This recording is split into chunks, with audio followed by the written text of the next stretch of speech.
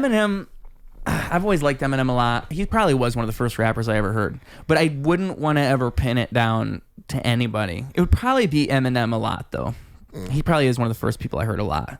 I love Eminem. I love Eminem too. I love early Eminem a ton. Like early Eminem is amazing. Dude, early Eminem was like Slim Shady, and I mean, like, even if you go back to his earliest EP, the Infinite EP, if you ever heard that, like, I'm infinite. You heard it. Hell, I was sent from it, sentenced for murder, but then to Basentimus. I haven't heard that. Oh, so that's like one of Eminem's earliest songs you can find, and I guess just like any of the stuff from the early '90s. I mean, you know, he did a song with Biggie. There's like an early song, Eminem song with Biggie on it. No, I've never heard that song before. Yeah, it's like really early Eminem stuff, and it's cool because you're hearing like Eminem before he really figured himself out, and he was still kind of mimicking other people. And I feel like Eminem was very unique for like the time he came out. Oh my god, like very unique. Like when people heard his sound. And like the way he like mixed words together and rhymed, his rhyme schemes and everything, like he had rhyme schemes people have never heard of before. So you know what's interesting is like I've thought about the way I write, and I've thought like, you know, the way I write, it's almost like formulaic, and maybe it's too formulaic. But then like I think I've realized like no, it's actually that is my formula. It's like the formula that I have developed, and it's just me judging my formula. Right. I don't think anybody does it quite that way. And I'm sure Eminem probably had that same kind of feeling because the way that he puts words together is so specific that it almost feels like too on purpose, like too formulaic. Feels perfect almost. And like, you know, I think like Kendrick Lamar, Eminem, like those are the two people that I love the most as rappers. I respect the most as rappers because and those two I think is commercially, like the ones that manage to do that on a commercial level. I guess Biggie you could probably put in that too, where it's just like I don't know if Biggie does it quite the same way, where it's like every single syllable feels like it counts. Yeah, because that's what I'm talking about, where every single syllable I know exactly what you're talking about. Because that to me is what I strive for. That's Eminem to a T, in my opinion. Like every syllable, like you have to listen to every word this dude says because every sentence, every word, every syllable, every lyric, it sounds so well put together to the point where like you're just in tune from when the song starts. Like seriously, like it's. I love Eminem. I really do. I failed a poetry class in my high school. It's one of the few classes that I failed. And it's because the teacher was an English teacher and she wanted us to write our poems and then have people revise them.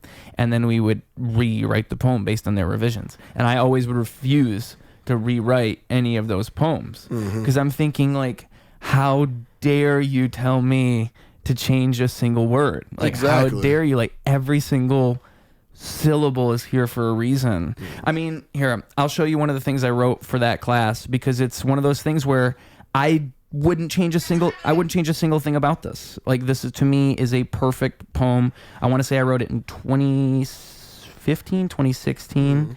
And it just frustrates me because if I would have taken her advice, I didn't even want to disgrace my poem, you know, and like and give someone a chance to make a fake version that isn't the right version. I wouldn't even want to do that. Right. To me, that's like unholy. Like I made the right version. Exactly. I'm not even going to satisfy you and make the wrong one. But okay. So what I think what the assignment was, you have to take an object that's not an object, and or that's maybe it's something abstract, but I want to say it was just any object, and then write a whole thing around it, like a whole thing personifying it, I suppose, maybe. And so I chose poetry. So poetry is what the poem's called. For me, it's more than sayings and connotations. What you can't say in everyday conversations. What you can't see, well, someone else might. Poetry's honest, not always right. Poetry's personal, a part of ourselves, a versatile art apart from ourselves, an art with a spell, casted when written. It's not what I write, it's what's buried within it. Poetry's honest, not always right. What you can't see, well, someone else might. See, it's all perception, how you live life, the way that you see it, you may, how you might. So while you can't write, our time is fleeting and poetry's permanent. Art'll keep beating, beyond the base, encased in my breast. Poetry's permanent, honest, my best. She wanted you to change that? She wanted you to change every poem.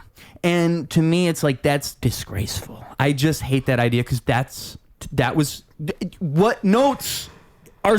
What's someone gonna tell me about that? Exactly.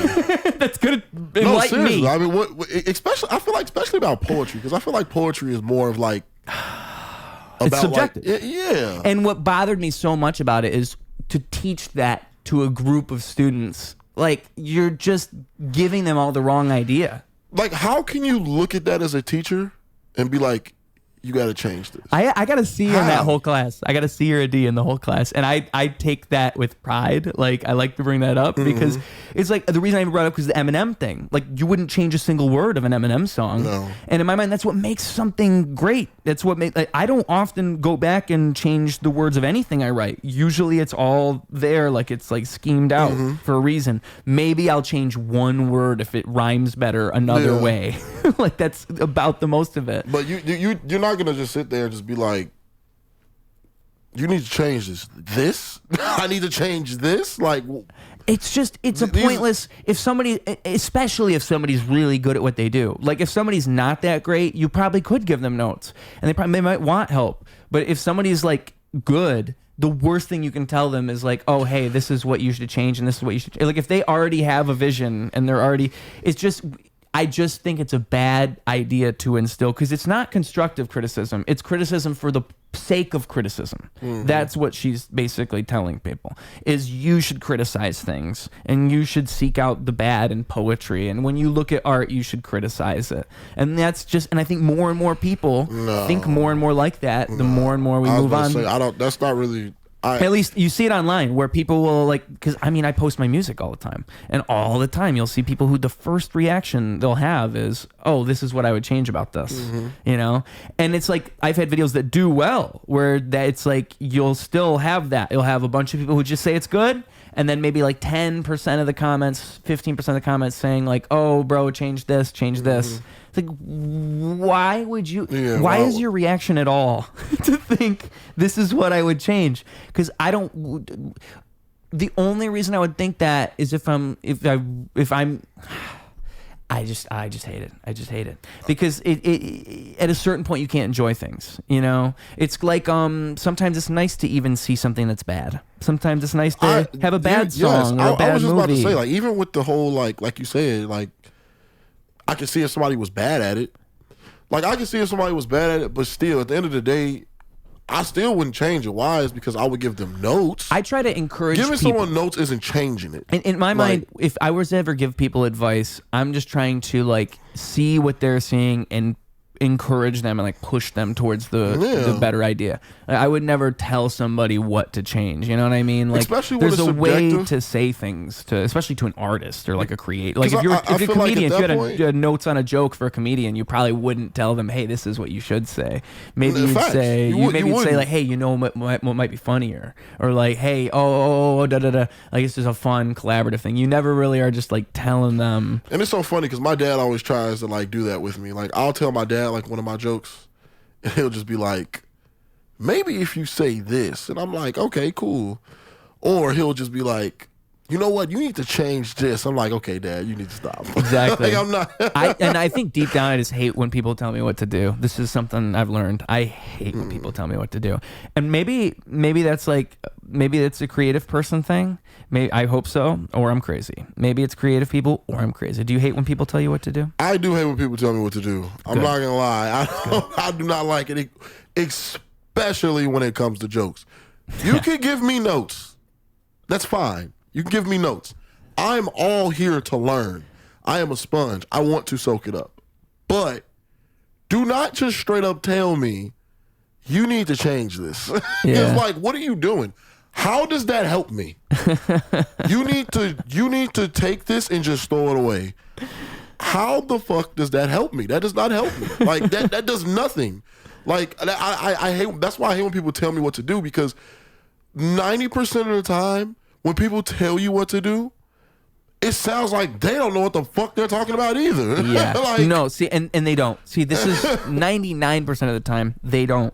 Like, that's what drives me nuts is every time someone's giving you advice, they probably don't do the thing that you do, or they don't do the thing at the level that you're doing it at. They probably don't know. They just probably don't know. Like, that's why it's always consider the source. You know, always consider the source. Like, only take advice from people you respect, and even them. Be careful, because they might be really good at like whatever the thing is you respect them for, but they might not be good at everything else. You know, seriously, it might sound crazy, but the reason why it's like that is because real shit, like for real, those people, they're haters. Like they want to see it change because they feel like, you know, they're hating basically. Like, oh damn, that sounded good, but I would have said it like this. Like, no, like, nah, you sit back and you stay where you are. Let me do what I'm doing. You know, you got a lot of haters in the world, man, and that's what haters do. Like what you just showed me with the rap. I'm not about to sit up here and tell you, no, that was not good. No, you know what's funny? It was fantastic. The first one I showed to somebody, I showed it to my rap friend, and he's somebody who I'm not friends with anymore. And not for this reason, but I was playing it. He was the only person I had showed before it, maybe because it was something like you had to. Part of what made so I'm talking about when I did Roast Battle, and when I did Roast Battle the first time, I had to write it each time. I had to write it in like 4 days because they didn't give me the lineup way beforehand. So I only knew the lineup like 3 or 4 days beforehand when they announced it to everybody else. So then I immediately have to start looking everybody up and start writing it. And so I write it all and I'm showing it to him. And I remember like immediately he told me like, oh dude, you gotta like 8 Mile it, like, mention that, I know you're gonna say this, like I know I'm white, I know I'm this, and like I know I'm a white rapper. Like he said, I had to mention that I'm a white rapper and that like acknowledge that because that's what everybody's thinking. And I'm thinking like, I don't know, man, like that's kind of not what this is, because he was wrong. That's not what they're thinking, and that's not how it works. Like it could be anything. And if you make it that's what it is. But I almost feel like that's a cheap angle to take, to go that way with it. To like, if the first thing I do, if I'm the rapper who's gonna come out in this comedy show and I go the 8 Mile route, dude, you know how many times people have said to me like Slim Shady, Eminem, right? Like that's actually just gonna make people already think what I'm trying to make them not think. You know what I exactly. mean? But I didn't tell him all this. But it's just like that was his first response to hearing what I consider to be brilliance. And so it's just frustrating to me. That's why I don't even like showing certain people shit. And I've really learned I don't give a fuck what other people have to say. It's really somebody told me this a long time ago, because you shouldn't tell people stuff, because someone gave me some advice a long time ago. Keep your dreams to yourself. Exactly. Keep your dreams to yourself, because you will go out there, dog, and you'll follow your dream, and you'll let everybody in, as far as like, oh, look what I got, look at my jokes, look at my rap, shit like that. And like I said before, you just get haters. Yeah. You just get haters because you're doing something that they're not. And they're just like, you know what, I need to put my input in this. No, you don't. I think like haters, what's crazy about haters is you never see them in real life ever. Have you ever seen a real world hater? I mean, every now and then maybe, but really like rarely ever do you see somebody, especially if you're like, that's how they are. They don't want to be seen. They're snakes in the grass. Snakes in the grass. That's exactly what they are. They're snakes in the grass, bro. But the thing is, like, I think it's the false perception of the internet that ruins everything, because everybody thinks the internet's real, whether they admit it or not, and they conflate the two in their mind, the internet and reality, and we all mix these two up, and then we think haters are real, because haters aren't that real. Like, they really aren't. Like, whenever I present things to people, for the most part, people are just not gonna... I even have this theory, I've thought about this. I think people are radically agreeable in the real world. Like, it's actually crazy, the things you can say to people. You would be amazed what you can get away with saying to anyone. Oh, yeah. It's actually ridiculous. Because I don't think anybody's actually going to be like, even if they judge you, I don't think they're going to say to your face, like, they're going to start a fight to your face. No. They're going to go behind your back and say, like, you won't believe what Jeff told me, bro. Snakes in the grass, bro. Yeah. But snakes in the grass. Point being that people are radically agreeable in the real world. Like, nobody wants to fight ever. It's just that the internet has made this fake thing where we all, because we have this thing to hide behind, we all just, for some reason, are so much meaner than normal. Yeah. We're so much ruder than we would be anywhere else. And I don't like people like that who are like really mean online. Like, I might like debate-ish with people. Like I'm gonna have to stay away with Facebook just because I'm an opinionated person and I'll be trying to represent my opinion and people think you're fighting with them. Exactly. And that's not that's just not what it is. And so I've learned, and no one will misinterpret me if it's the real world. If it's the real world, you and I are together and we might disagree on something, but we're just talking. But on the internet, for some reason, everything changes. Everything changes. And now I'm a bad guy. I feel like it feels different on the internet because like you said, you're behind the phone. Yeah. Especially when you don't do it in person, if that makes sense. Like, yeah.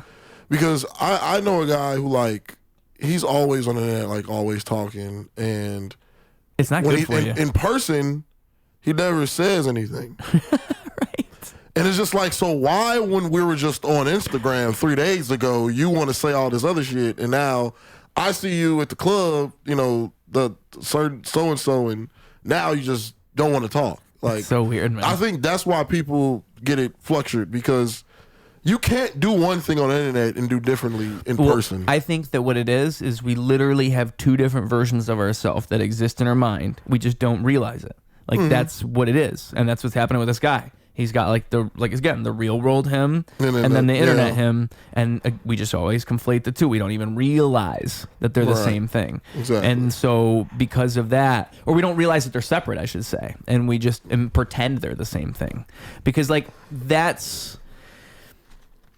I think it's fascinating even when someone's like that. When normally you meet them and they're like this one way, and then you see their online persona and you're like, who even is that person? It's not someone I know. I mean, there was my brother, the girl he was dating, was not a great girl. Let's just say that. She wasn't fantastic. And online, she started posting videos where she would hit a dab rig and she would just start dancing. She would hit a rig, she would hit the rig, and she would just start dancing. And, that was the whole, she would just do it every day. That was the whole video? And that was, it made me realize there's a community of people online who do this. And she must have seen that, and she must have identified with that. And then she chose to start doing it. And that was just like what because it would be like every time she's gonna hit her dab, oh well, now I got to get my phone out and turn on a song and start dancing. Like it's gotta be content, and it's just like I feel like the internet does strange things to people, is what I'm saying. Like it's these trends and shit. It's internet does the weirdest shit to people. There's a comedian I can think of. I won't say his name. But he keeps doing these videos where it's a trend, and he makes it sound like I think his booty cheeks are clapping. So it'll be like he's talking, and then it'll be a shot of the camera, and he's like moving his ass up and down, and it's like a sound. And like, dude, there's got to be a limit, man. There's got to be a limit, bro. You got at some point, and I'll say this too. If you go far enough back on my TikTok, you'll find embarrassing things. Like that's where I think my most embarrassing stuff is if you go far back. So I will say that with that being said, because I'm not included in this. All right, there's embarrassing stuff of me on the internet. It's just you got to remember this is here forever. You can't just follow these trends. You can't do that. The trends are what'll get you. That's when you'll start dancing with the kids and you'll start doing the stupidest things you'll ever do. The booty cheek shit. Dude, the first time I saw it, I was like, all right. The second time I was like, oh, all right, man. I'm not gonna lie, bro. I'm gonna sound like a fucking unk right now, but I do miss the times where like there was just a limited amount of the internet or like social media. And when viral was 100,000 views. Remember that? That was like 2009. Yeah, I do miss that time, bro. I do. It's just the internet is just so. Internet and social media and all that. I just find it so exhausting sometimes. Yeah, and I think that it's not what it used to be. Like people don't realize that. We all act like it is, but it's not. I mean, it's really changed. It's just this content farm at this point. But I think that all changed around 2014. Like it's Reels and TikTok and all this stuff, Shorts.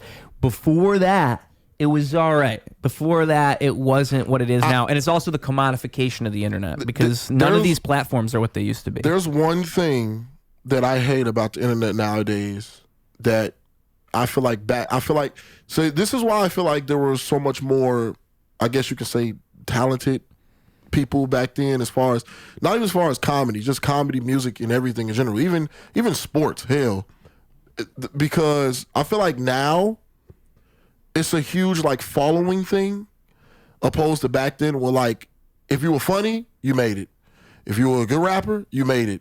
If you were a good athlete, you made it. No matter what. Nowadays, it's a lot of like, oh, how many followers does he have?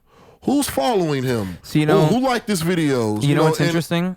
James Fisher Jr. told me just a few episodes ago, because this was enlightening to me, is because he's been doing comedy in Chicago for, I think, about 10 to 13 years. I can't remember the number. And it was right around 2012 to 2014, 2016 when the producers of these clubs stopped going to open mics. Because you know how they started booking? They started looking at follower counts. Mm-hmm. And they've been doing it ever since. Yeah. How often do you see a producer of like Laugh Factory or Zanies or any of these places, how often do you see them at an open mic scouting talent? Never. You never see it because they don't think they have to, because that's the old school way. They're thinking, oh, that's the old school way. Exactly. And they're out of their minds. Exactly. That's the way. Yes. You see, like, dude, I can't tell you the amount of people who have a follower count who are just kind of lame or kind of not funny or kind of boring or kind of whatever. And it doesn't matter. Everybody's everybody. I'm not judging you. It's just that it's so clear the game's not about talent. And it probably never was. But you know what? There used to be gatekeepers. Mm-hmm. We used to live in a world with gatekeepers. And we complain about gatekeepers now, but let me tell you, they were the only thing stopping this chaos. Mm-hmm. Yeah. It was the gatekeepers. It was the people who did run these industries and run these places. Because you know what? You used to have to actually curate talent. And now it's not about that. And I think people worry about the day of, did we sell tickets? They don't worry about a legacy. They don't worry about what does this club look like to the average showgoer, to the person who's just a fan of comedy. Because like you'll see reviews for certain clubs where it's like clearly there's not much of a standard because random, you'll see crazy shit happen sometimes. And they'll even say names in these reviews. Like I've seen crazy things in comedy club reviews, and it's because of the standards, because there's no standards, because it's not about that anymore. Don't you see? How many followers it's about how many followers you got. And what's funny about it too is the followers don't even guarantee ticket sales. Man, I bet a lot of those sales are just based on the reputation of the club. You know why though, right? You know why? A lot of people are just starting to buy followers now, and I find it fucking ridiculous. Like it is ridiculous to me, bro. The thing that's ridiculous about that is anybody who has thought about it or has done it, it ruins your traction on the account. Because think about it, like an algorithm is going off of the number of followers you have compared to the amount of engagement your post gets. Exactly. So if you do buy followers, you're gonna have to buy engagement for every single post you ever do. Every single post. One, otherwise, I'm gonna look at your account and immediately I'm gonna know this shit's fake. Like, how do you have 100,000 followers and no one comments on anything? Man, there's no way. There's no way, bro. Also, like, you know, the fact that it's ruining your actual potential, because now when you do post things and you want people to see it, that algorithm thinks no one cares, because unless you're paying for every post, it just thinks none of your followers and like I said, you know what? If you do buy followers, you know, by all means, I don't judge. Do what I judge that one. That one I judge. do all what you do, but I will say this, bro. Like it's so baffling to me. I feel like that's the reason why. I always say this. That's the reason why I feel like in like the 90s and like the 2000s, even the 80s, there's so much more iconic people than what we have now. I just feel like because back then they just did it off of sheer, just like, you know, off of their ability. Yeah. It's just now it's just like, bro, it's crazy. Like, are you familiar with the Twilight Zone? Yeah, the show. Oh no, I don't think it was the Twilight Zone. It was actually not the Twilight Zone. It was some short, some shit. It was something on Netflix. It was about this woman who like, she lived in a world. She like, the world was based off of like how many people liked you. It was Black Mirror. Black Mirror. Yeah. Is that okay? Yeah. Yeah. I think it was the beginning of season 3. Yeah. She lived in a world where like it was based off of like how many people liked you, and that basically like ran everything. Yeah. Like if you wanted a fucking taxi, You need a certain amount of likes to get a taxi. Like that. I like the scene where she's at the airport and she's like, wait, I can't get on the flight. And she's like, I really need to get on this flight. You don't understand. This is a big problem for me. And the girl's like, listen, I'm going to need you to stop being a bitch right now. And then you can see her social credit score go down. Bro, but the point I'm making is that that's literally what's happening right now, bro. Like with the whole following thing. Like it's crazy to me because like I feel like it blocks people from like seeing real talent. Yeah. It blocks people from seeing real talent because you can have a guy with 500 followers, bro. It's just as fucking funny as somebody with fucking 15,000 followers. How does it block people, though? I feel like it blocks people because, obviously, if you see someone with 15K and who is a comedian or even, say, a rapper, you know, that's going to glue you to the page. You're going to see that, and you're going to be like, oh, shit. A lot of people follow this guy. He has a huge audience. So someone must like him. Right, and you write off the other people. Someone must fucking like him. But in actuality, he's not really that good. Like, he really isn't. Opposed to someone who, like, I mean, my cousin, for an example. This is not based off of bias at all, because I am a very real person. I will tell him if he is shitty or not. But my cousin, shout out to Twinacity, C-Note and Meso. But, we started, right? Oh, yeah. Okay, yeah. I'm sorry. So shout out to Twinacity, C-Note, and Meso, but they are very talented musically. They really are. Like I said, my cousin, he went to school for it and everything, and they're really good. And they don't have a huge audience. They don't. As far as like their following and everything like that. But if you come across some guy who's rapping who has fucking 20K, you're going to look at him first opposed to my cousins. Why? Because of the following? Like, it's just something I don't get. I think it's because people they crave approval. I think everybody wants approval and they want to be part of a group, and we are all looking around for approval all the time. Like, and we don't go off of our instincts. We go off of like, oh, do other people approve of this? And we all fall for the trick of like the social media where it's like, where they'll sell you this lie. Oh, people don't approve of this. Like, again, you talk to real people in the real world. Everybody's agreeable. Everybody approves of everything. I'm telling you, nobody gives a fuck in the real world. And you will find someone like that. Yeah, you will. Because think about it, bro. Back then, do you know how many fucking rappers, comedians, entertainers would have just like not been heard of? Eddie Murphy would have never made it, bro. Even fucking. I mean, with Raw and like the style that he had at that time, bro, he would have never made it. Yeah, or even like fucking, I don't know, Ice Cube. Right. Like, you know how many people said no to Ice Cube because his rap was too vulgar, or like, because we didn't want you. But you know what? He didn't give a fuck about anybody's approval. And that's the problem we have now. We care so much about approval. Who gives a shit? If this is your talent, if this is what you do, then be true about what you do. And if you feel that you're that much talented than someone else, then someone will hear you. Someone will hear you. And that's just how I feel. See, I think like Chicago's problem is there's just not this big platform. Like, there's all this talent, and it's a bunch of people with like 2,000 followers, 5,000 followers, 6,000. Like, at a major level, you'd look at them and you'd think, oh, they're not popular. There must be nothing going on here.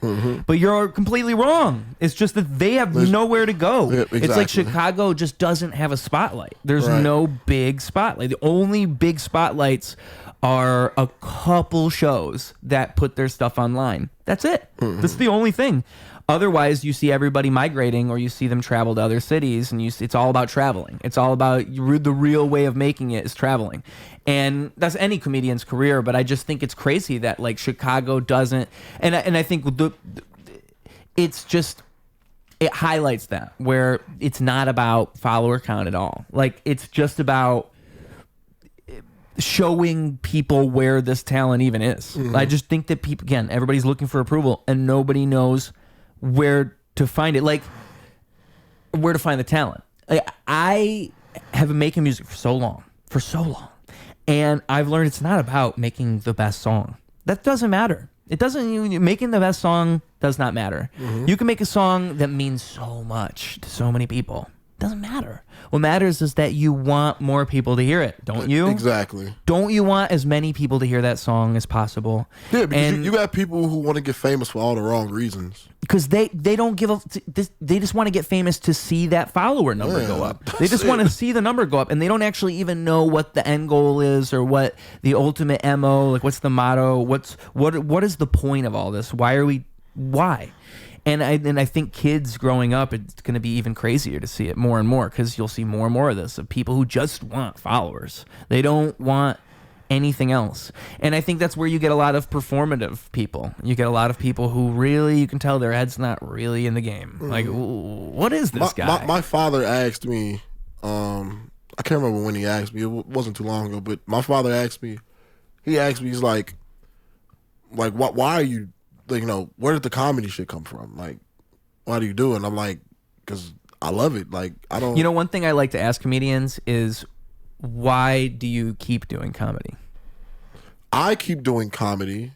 You know, that's similar to the question he asked me. You know, I keep doing comedy because I love it.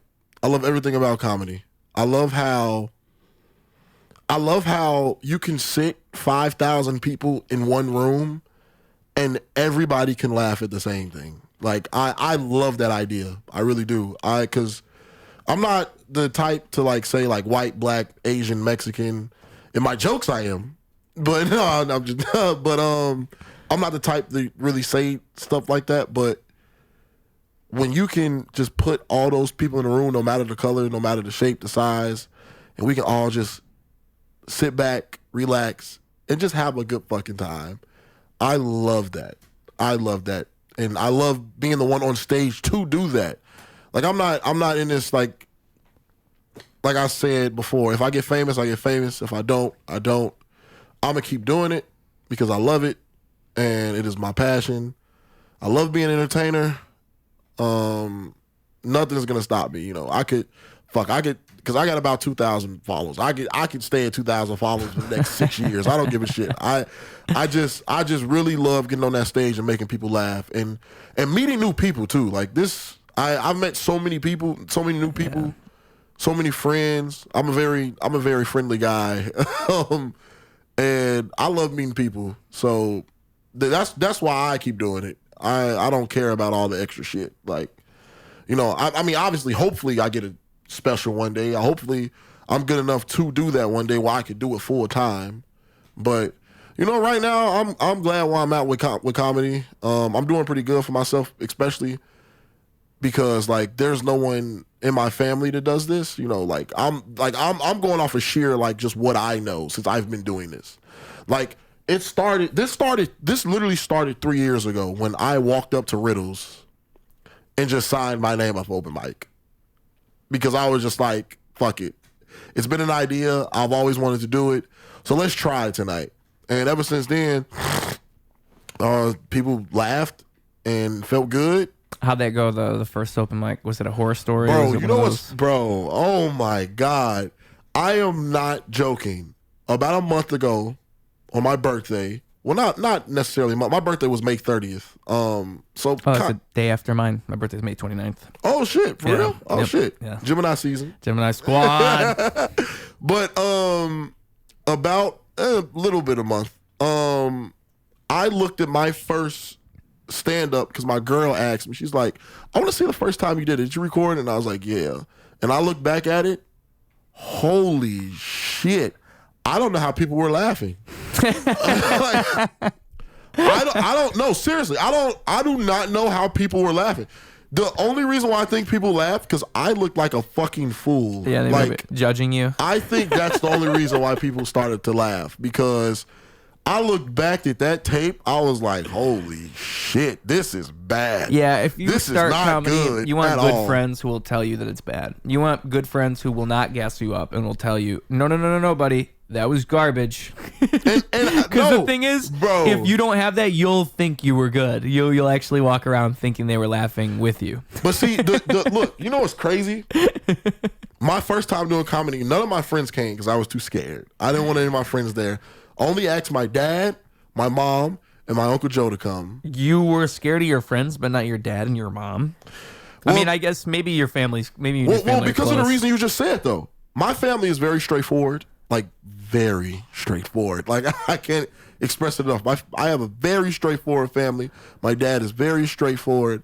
And my first time getting on that stage, when so you wanted solid feedback. I wanted solid feedback. I don't want my friends there, and then after gassing you up. Yeah. No, you were funny, bro. Right. You exactly. Were funny. Exactly. You want your dad to say, "No, I'm disappointed in you. Don't do that again." So when I get off the stage, everybody's shaking me up like, "That was your first time? That was good. That was great."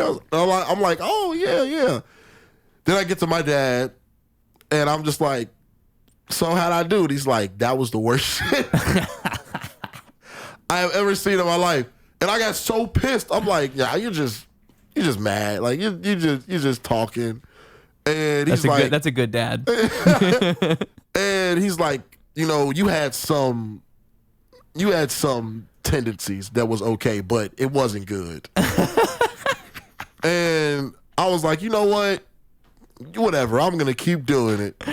But he drove me to keep doing it though. He's like, well, if you like it, then you should keep doing it. But so you go back and watch that video, you're like, my dad was right. Oh yes, my dad was right. That was the first fucking thing I said. When I look back at the video, I was like, bro, he was fucking right. This shit is awful. This is terrible. You know what I love about that though is that actually displays that you've gotten better. Like, it's good to be able to go back and look at things and judge yourself. Oh, yeah. Because you've gotten better. That's the only way you can see that you were worse, right? Yeah. Is like, she's trying to escape is what she's trying to do. She's making a scene over there. If you just pop that door open. I got you. And then close it like 5 seconds. Like 1, 2, 3, and then I'll close it. She's already out of there. But, yeah. You got to have honesty. It's film, bro. I always say it's film. Like I told you, I played football in college, so I always call it film. I record a lot of my sets. I like to go back and see what I could have did better, what I could have said better, what sounds better, my tendencies, the way I look. Like I look at all that. And man, that first time, bro, I thought I did so good.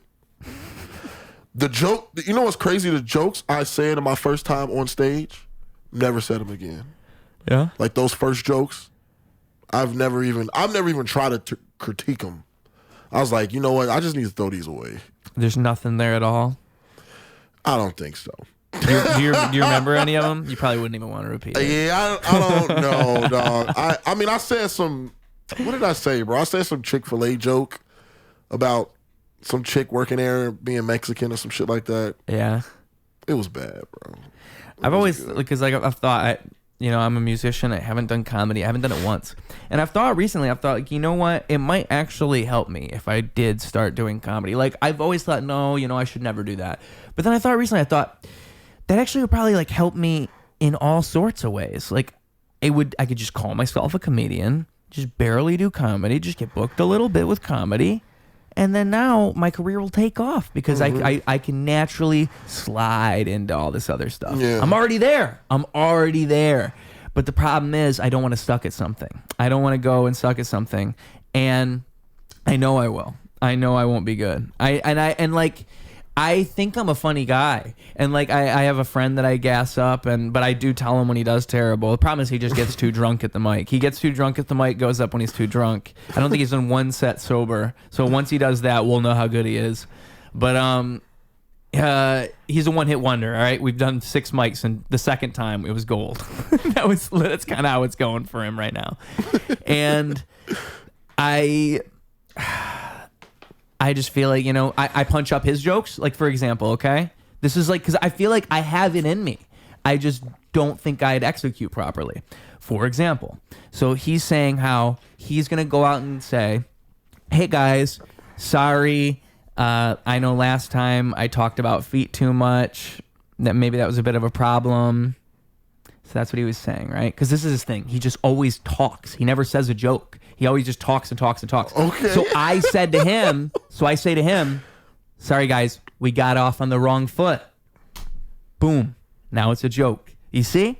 And I was like, and I give him jokes. And I should, if I can do that. What did he say after that? That's like his one joke now. That's like his one go-to solid joke that makes people laugh. It's his best material. And it's the only one he ever remembers. That's great about it. He always remembers that one. I mean, it's a really solid joke. Fuck you. Because it's like, sorry guys, I know last time I talked about feet too much. Maybe that was a little weird, so I just wanted to say, sorry, we got off on the wrong foot. It's a good one.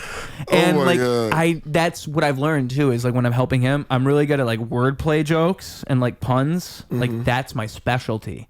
And I think I just need to figure that out. If I could just utilize that, I could be gold. I could be gold. I could do my rap thing where I just take over the comedy scene. No one sees Ruse coming, and he just fucking has one-liners for days. That's what I got to do. I got to use my rap brain and just have one-liners for days. That's kind of similar to what I'm trying to do right now. As far as the short jokes are the best ones, but they're hard. Like the ones where it's just straight to the point. You know, they are. Like, is that what you mean? Just doing like? No, I'm talking about it, as far as you trying to like slide into the whole industry thing, because I want to be a director / actor, so to say. And I think that all these different industries, there's so much commingling happening. No, it is. Yeah, it is. Like it helps to slide into each different one. Mm-hmm. What makes you want to be a director?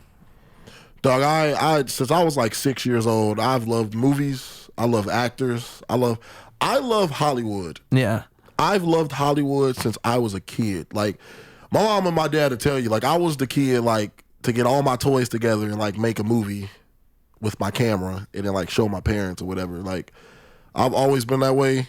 I took TV production in high school, and we had our final exam for the class was we had to make like a short film, and I made like a short film of like Scream, of like a killing scene or whatever, and it was fire. I'm not gonna lie, and I directed the whole thing, and that was the best feeling I ever had in my life. Like that shit was fire. Like I want to do that so bad. I find movies are like I always say.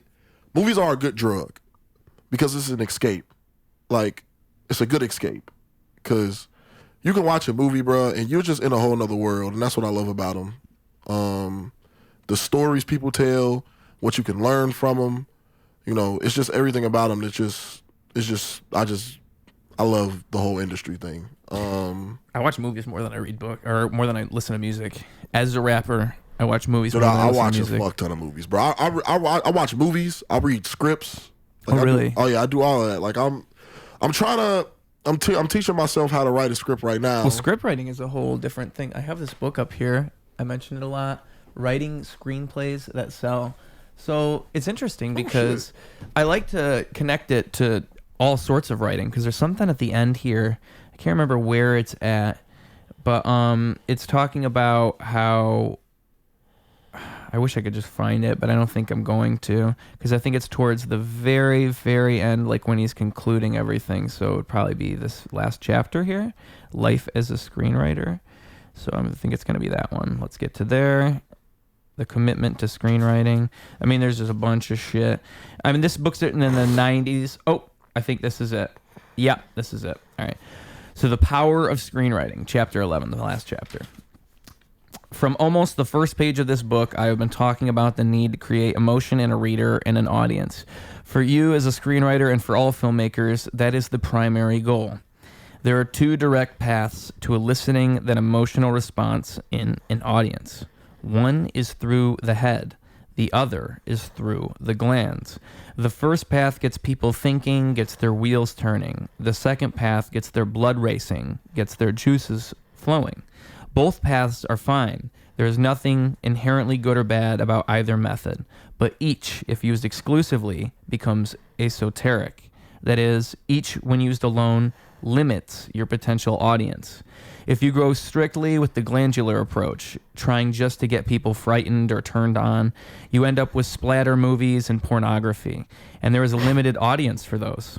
If you attempt only to get people thinking, the result is, at best, a provocative intellectual exercise that is seen by 6 people in a college basement, because there is a limited audience for those films as well. The tragedy of the first situation is the abundance of films devoid of any apparent thought or any contribution to the human condition. The even greater tragedy of the second situation is that filmmakers with important ideas to offer humanity are unable to find an audience or even to get their movies made. The solution to these situations is combining the two approaches. If you can see the effectiveness of getting people excited, frightened, laughing, and crying, and then use that ability to really get them thinking, then you have tapped into the immersive power you can wield as an artist, a screenwriter, and a filmmaker. That is what I call reaching people through the heart. I thought, wow, that's a cool... because really, you could take that idea and extend that into any art form, where it's like you can just be the big comic that goes and just trying to like be loud and crazy and run around and hump the stool and just trying to be crazy, do a crazy thing. You just want them to laugh. Or you could be the crazy intellectual comic who's just kind of, his jokes are just too good. It's just too deep. No one even gets it because they're all too layered. And then they actually, like, 10 people really think you're so funny. 10 people think you're really funny. But no, like, it's never going to work. But 10 people think you're really funny. You can be that guy too. And you really don't want to be either of them. You want to be somewhere in the middle and find a way. And, like, that's like, you know, I think the reason I think Kendrick Lamar is the greatest rapper of all time is because he manages to do that. Great take, by the way. He's the best. Great take. I love K-Dot. I love K-Dot. I think he's like the template of what a rapper should be because he manages to take that old school hip hop mentality. It's all about bars. It's all about being yourself. It's all about representing the power of the word and what you can do with words and how it's all poetry. It's taking that and blending that with this new school of thought and making that work. Like, he can do a song with Future and it makes perfect sense. And he never, in every, my favorite thing to do when I'm on Spotify is just to go through Kendrick's features and find the ones I haven't heard yet, because there's always one I still haven't heard. And some of his features are his best verses. Like, because he has a lot of good features, and they're also different. It could be any type of song because he's so versatile. And I think it's like, it's because, you know, he's not being, he's very cerebral. Like, he's a very, like, thoughtful artist, but it's also so much about the feeling, and it's so much about the way that he just lets the song guide him, and he can sound different on anything. And it's always like, and you can then take that idea and apply it to filmmaking like it is here. You can apply it to anything where it's like, you have things that are just too far in this direction of making people feel and then too far in this direction of making people think. And I think that they both work, but they're never going to work on the grand scale that you're trying to get to. And like with screenwriting, what I always think about is like, you know, a book like this taught me is just the amount of, like, I don't think there's actually rules. Like, if you know the Safdie brothers who made Uncut Gems, and now they broke up, and one of them made Marty Supreme, and the other one made the other movie. So they don't have any screenwriting expertise. They didn't go to school for screenwriting. No one taught them anything. And like, I've heard them talk about in interviews where they've said like they didn't follow any rules. They didn't learn any of these screenwriting rules that you're supposed to learn. Like, this book will tell you that it's supposed to have 4 characters, supposed to have a primary character, an antagonist, then maybe like a love interest, and then also like a foil character, like a reflection character or a main character. Which, you know, I just watched Rocky. Have you seen that movie?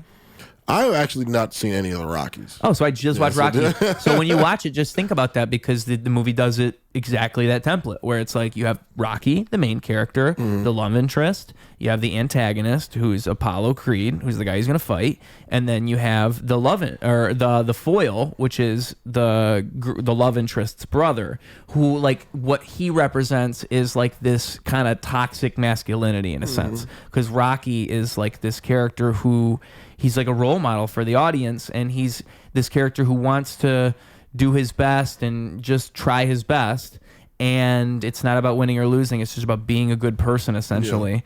And then you have this other guy who's kind of like this, he's just kind of like posturing all the time and just being like a masculine kind of asshole kind of guy. And to have those two characters next to each other is to highlight the Rocky character, because it makes you reflect on his character, because you have this other guy who's kind of the opposite. And that's like a screenwriting trick, right? It's like, you can, if I have a character who's shy, maybe I create a character who's the opposite. He's super duper not shy and super out there, and he's my character's best friend. So now my character looks extra shy, because before he was shy, but now he's got this best friend who's the most popular kid in school. So I mean, and it just makes it more effective. It's like little things like that, where once you know the trick, You start seeing it all over the place. You're I feel like it's a lot of little things like that you like could know. Pacing of films, first act, second act, third act. Oh yeah. Because I mean that one. Once you know that one, you can just check a movie's runtime and just say, okay, this kind of feels like the end of the first act. And again, that's not even a rule you technically have to follow. You took the words right out of my mouth. There's rules. Don't get me wrong. There are rules, but at the end of the day, like I feel like this comes back. I mean, our first conversation. I feel like you're not gonna critique like a director's work. Well, like one of my favorite quotes is Pablo Picasso: "To be a great artist, you must learn the rules and then break them," or something like that. And I think that there are people who break the rules, but you have to be so well versed in what you're doing to do that properly. Because I mean, you're not about to get a script from like Tarantino, exactly, and just be like, well, why didn't you do that? Like, no. Or there's a reason that the Safdie brothers, they didn't go to school, but they make an amazing movie. It's because they just had that. They just had that. They probably watched movies as a drug. They probably fucking snort movies. Of course they can pull that out of their ass. They don't need anybody to show them how to write a movie. It's just in them. They just feel it, And that's what I'm trying to do right now, man. I'm trying to, I'm creating, right now I'm doing a beat sheet for this sitcom that hopefully I can pitch to somebody one day. I'm writing a beat sheet for that, and I got an idea of a horror movie that I've been trying to work on, but I've been teaching myself, man, and yeah, it's been going pretty good, I'm not gonna lie. I've been looking at a lot of videos online, listening to a lot of people, reading a lot of scripts. One of my favorite scripts to read, it is just flawless, is Pulp Fiction. If you read that script, I don't even need to watch the movie. Just give me the script. I'll read the script. Like, that's how good that script is. I'm serious. Pulp Fiction is one of the best scripts I've ever read in my life. I love that script. I've read that script. I read Jurassic Park script. I've read a few sitcom scripts. That's usually that's what it takes right now. And another rule I learned from that book is anything in a script that you read in a script should be something that's seen on the screen. So you should never write about how a person feels. Never tell me about any internal anything. It should only be stuff that's visual. Because everything else, think about it. The director's kind of upset with you if you put that in the script because you're not directing this movie for me. I don't need to know that this is a grand scene and this is I get to pick when it's a grand scene. Right. And then the actor too. They don't want their motivations to be buried in the script. They want to kind of find it with the director, hopefully. Well, that's and there's little things like once you know it, and then when you read a script. So I don't know if you ever heard that before, but I bet you if you go back and look at the Jurassic Park script, there's probably not much about like how characters feel. No, it's not. Yeah, it's not. It's literally just a layout of like what we can see. 1 page per minute. That's another thing. It's a layout of what we can see right now, and the dialogue. It's not she's terrified. It's not that like because I feel like that's more of like a book, right? That's more of like a book. With scripts, you really don't do that because, like you said, you need the director to do his job. Yeah, you need the actor to do their job. Like they have to. And I feel like that's also what makes a great script because that matters. Because then people say, oh, well, then what's the point of writing the script? Because they have to see the vision. That's what the script is. A script is a vision. Yeah, and I mean, like, vision. Rarely do you see, like, I mean, we're all familiar with these films because there's probably one that you know and love, but rarely is it like the script writer writes their script and they're the director and they're the everything. Like, usually it's the script writer just... They get commissioned most of the time. They're just good at writing scripts and someone has a movie idea and they hire the guy for the script. Usually that's what it is. But then you'll hear these stories of like a passion project and you'll think every movie's like that, So like I think it's a whole different world than what people realize when it comes to script writing and what it actually is. Like it's kind of more methodical than anybody would really know. And it's because it's all about timing too. It's a crunch. Okay, yeah, I got this good script, but it's 180 pages. It's not going to be a 3-hour movie. Exactly. It's going to be a 3-hour movie. So how do I cut off at least 60 pages to make this a 2-hour script? And even then, You know, because I think another tip I've heard is like, you got your script, it's good. Actually, I heard this when it comes to editing. I think I heard it when it comes to like filmmaking and editing, is once you got your film in the editing booth, cut off a good 20 minutes and just see if it still works. Yep. Because a lot of the time it does. And it's like, you could probably do that in the script even. Like, try cutting stuff out and see what works. Because less is always more. That's the thing you'll learn in any form of writing, I think, is that less is always more. Always more. It's just like, how do you figure out? I mean, comedy, it's always more. I mean, I think it's actually one of the tricks you can have with comedy is if you can figure out how to take a joke and just condense it. Take that 3-minute joke and turn it into a 1.5-minute joke, because that will make it 10 times more effective. I mean, that's the problem Marvel's going through right now, because I mean, I am a geek. I love comic books. I love superheroes also. And that's the problem Marvel is having right now. Marvel is spewing out all these movies and all these heroes. You know, they need to get back to like quantity over quality. Like, what do you think is going to happen when Avengers comes out? Do you think that's what they're doing, or do you think that it's like, because I agree with you, but I don't know if they've got the message. One thing I heard about the film industry, and I never realized this until I heard it, is that it's always 3 years behind itself, meaning that it takes 3 years to make a movie. So any of these trends that you'll see in filmmaking, the filmmakers might already know. Like, they already sunk all this money into this movie, this Snow White movie, whatever it is. They have to put it out. But they know these Disney live action movies don't do well. But they already put all this money into it. It's the machine. Bro. And like, that one's a bad example because I really don't think Disney's getting the message. I think they're just going to keep making that garbage. They're going to make that garbage until they... It's literally just a cash grab, bro. Until the wheels fall off. Grab. What makes me sad about that is there are children who will watch the new Lion King, the new Aladdin, and they think that's Aladdin. That's crazy. It's so stupid, It's just a crime against humanity. Robin Williams is my genie, okay? Yeah. I refuse to accept that. But, yeah, so... what was I on about? I lose my train of thought. The live action. Oh, well, Disney, I mentioned the live action just because. And about Marvel and everything. Marvel, yeah. Just and because. The movies being 3 years behind themselves. Because of that, because that whole thing and the way that industry works, maybe it's the case that with this new Avengers film, they learned their lesson. They should have never went to streaming shows. That was a terrible idea. That was a terrible fucking idea, man. You know why it was a bad idea? Is every single one of those shows, I don't want to watch them because I already know what they are. It's the first episode matters. The first episode's the hook episode, so that one's the one that's supposed to be good. The rest of it's probably filler. Maybe the second episode matters. But really, you can almost tell, like, oh, if this was a movie... This is the stuff that would have been in the movie, and then they just padded it out into an 8-episode show. Yeah. And that literally is the formula. That's what they did for a lot of this stuff. Like, imagine if WandaVision was a movie. Imagine if Loki was a movie. I would have went to see Loki. I would have thought that was cool. But I don't really feel like spending 8 hours watching this Loki show because I kind of know it's just content bloat. I know it's just this thing that exists to exist. And that was the problem. So when they got done with Endgame, you know, the whole thing. And I would say it's good up to there. I'd say that they had an amazing run. Oh, Marvel was peak. Yeah, I mean, was peak. Don't get me wrong. I think Endgame had its problems.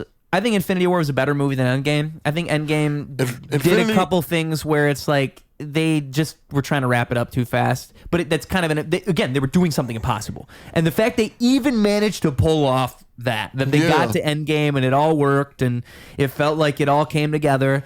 That was brilliant. Endgame is the finish line. Yeah, and it was very satisfying. And yes, it was very, very satisfying. And here we are now, sitting here talking about Marvel. And what's so frustrating is I remember when Endgame came out, and the conversation was, "There's no way they're gonna bring back Captain America. There's no way they're gonna bring back Robert Downey Jr." Don't get me started, bro. Like, I think people forget. Do not get me started. I really think this. I think no one remembers history and no one remembers how things actually, like, unless you're somebody who actually, like, cares and thinks about things, then you just kind of forget how the past went. This is and why... so, like, I think most people kind of just forget, and they're like, oh, okay, Robert Downey Jr. is Marvel. It's like, do you remember how it felt when you saw Infinity War and you watched him die? You were like, oh my God, they're really doing it. Oh my God. Yeah. And I remember being that critical audience member thinking, okay, well, they better commit to this. Like, you can't undo this. And like because you're a comic book person, so you're a Marvel fan. What other Marvel fans might say is they might say, yeah, man, but you got to remember these movies are based on comics. And in the comic book world, characters die and come back all the time. And that's a good point. You could make that point. I don't agree with that point, but you could make that point because I think that's a fair point. But I just think that the problem is we're not talking about comics. We're talking about like Marvel and an audience. And you know what's frustrating to me is the way that they're marketing this movie.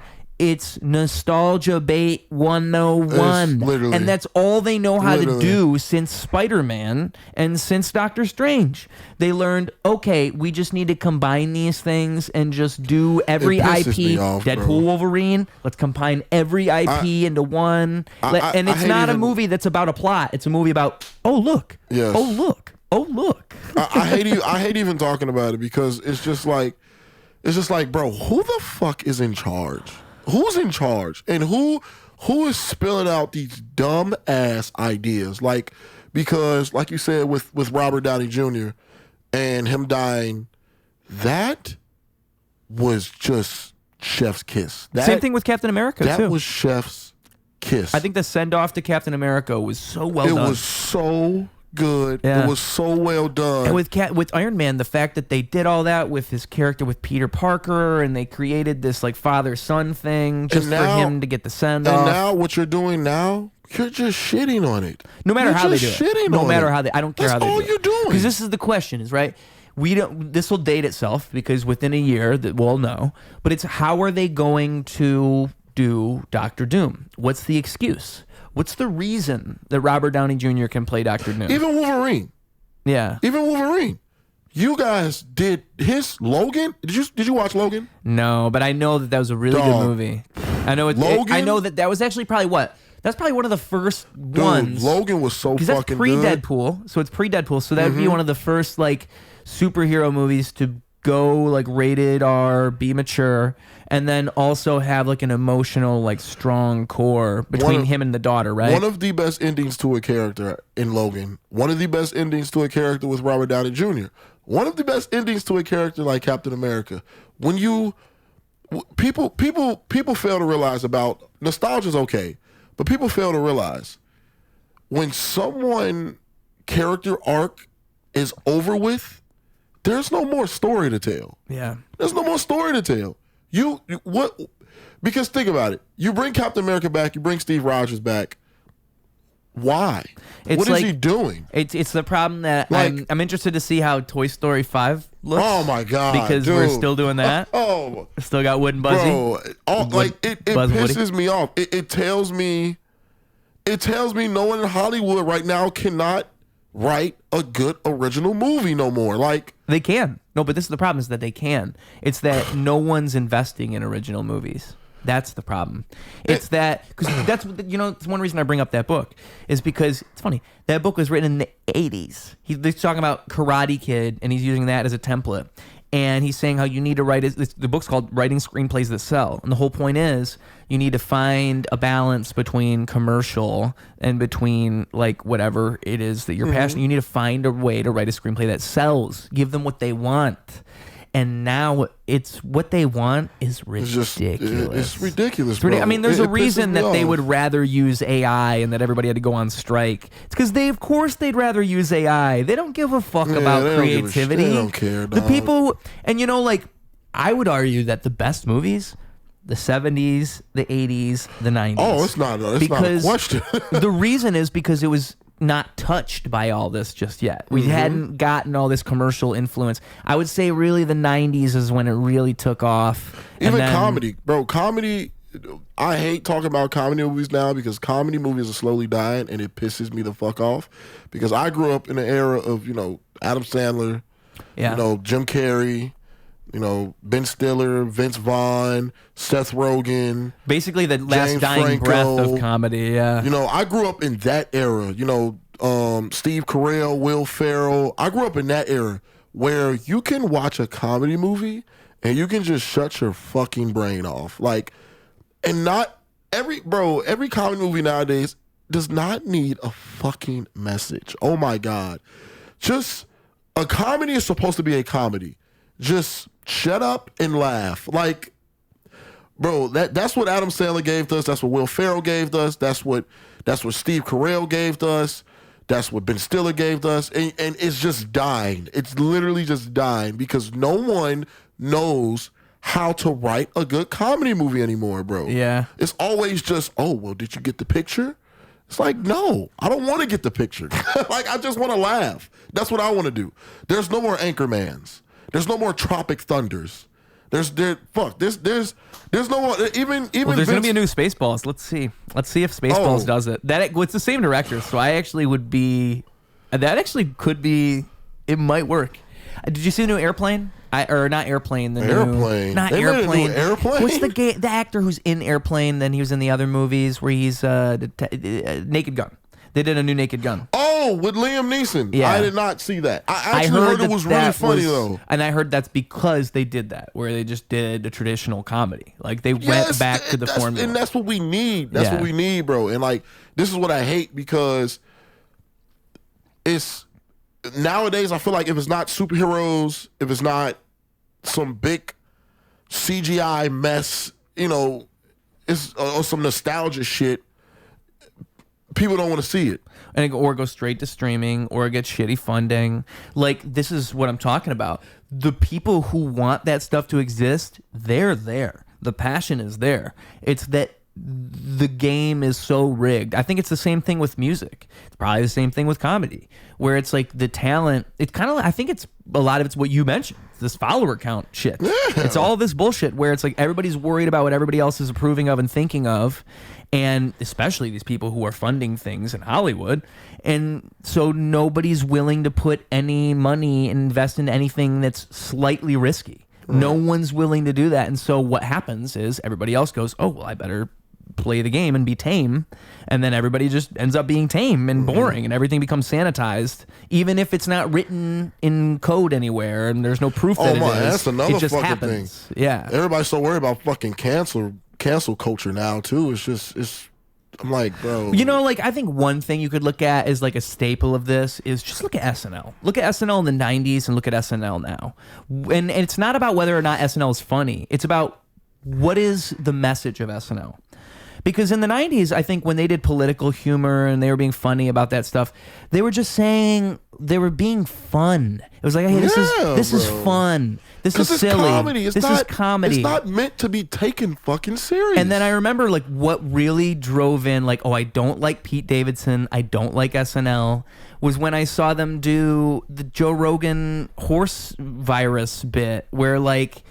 I think it was Pete Davidson was Joe Rogan, and he was wearing a bald cap, and he comes out and he just does this bit where it's not really funny. Like, there's nothing funny about it. The joke is Joe Rogan's a piece of shit and he takes horse medicine. That's the joke. And if you agree with that, you're going to laugh. And if you don't agree with that, then you're going to be offended by it, or you're going to, but the thing is like, And what I hate about that type of humor, too, is like they think that if they make that joke and you don't think that's funny or you don't agree with it, oh, you must be a Joe Rogan guy. You must love Joe. No, it's that you didn't even make a joke. It wasn't even funny. Yeah. And like a lot of the time, I think when SNL does that type of humor now, that is what they do. They don't play into the bit and be funny about it. They just go for the easiest, lowest hanging thing, or they don't even make a joke at all. Like if it's political, you can tell they feel some type of way. Yeah. And it's like, that's not going to get you guys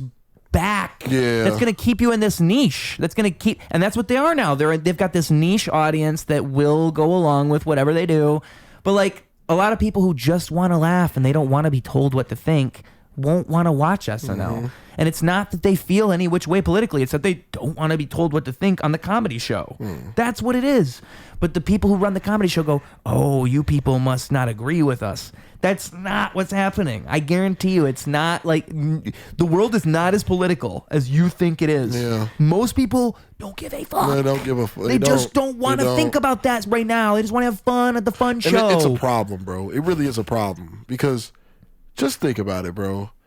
What movie from the I'll say 2000 I'll say probably when COVID started. Or no, the year before. I'll say 2020. What movie from 2020, comedy movie, what comedy movie from 2020 to now can you truly just turn on and just laugh? What movie? There's got to be one. There's got to be one I haven't seen, you know? But I'm saying there's none right, like off the top of your head. Like there's none just right, like, oh, that one. Yeah. Like back then, I'll say from 1990 up until 2018, what movie can you turn on to just laugh? Yeah, and there's all sorts of them. Like I mean, I would say Pineapple Express is probably my number Pineapple one. Express. I love that movie. This Is the End. Yeah. Step Brothers. Step Brothers. Talladega Nights. Anchorman. Yeah.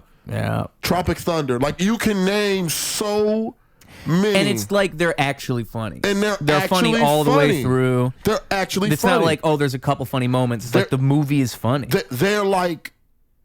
They're silly with a little bit of seriousness, but the right amount of seriousness to where the story, it feels real. Like, what? That's what we need. Old school. That's what we need, bro. And I think a lot of the stuff that happened in those movies just wouldn't happen now. I think that the wackiness and all that stuff has kind of been taken, like it's odd. It's become a staple of its time. And I hate to be that guy who just says that modern media sucks, but it kind of does. And I think it's because of all this. It's because everybody's so worried about making something that actually says something. Mm-hmm. They're like, and I truly think that good is controversial. That is good. That is what makes something good. And you might not realize it at the time, but that's the stuff that pushes a culture forward. That's what makes us talk. That's what makes us think. It's the stuff that's controversial. It's actually a reflection upon the culture itself, is when something is controversial. It's an opportunity for us to reflect upon what we think and what our values are. Like, for example, that guy at the UFC fight thing at the White House, he said Michelle Obama is a man. And everybody was freaking out about it. And I'm thinking, like, to me, that's not even controversial. Like, that's just a thing that somebody might say, and I think it's funny. I think it's funny that this is being blown up into this crazy thing. Yeah. But also, like, if you think that's controversial, I think that's surprising. Like, that's what surprised me about it, is that people even think that's controversial at all. Because I thought we were past that.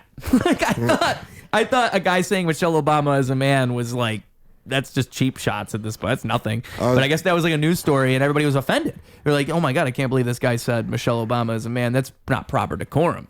And really what people are doing is they're making fun of it, like, oh, Idiocracy, like Trump, UFC, Michelle Obama is a man. Of course he would say that. But to me, it's like, I identify more with the guy himself, because if I think that it's like, what's the most effective thing I could do with this microphone? What is the biggest reaction I could get out of these people? What would Andy Kaufman do? What made Andy Kaufman the comedy legend? You know Andy Kaufman?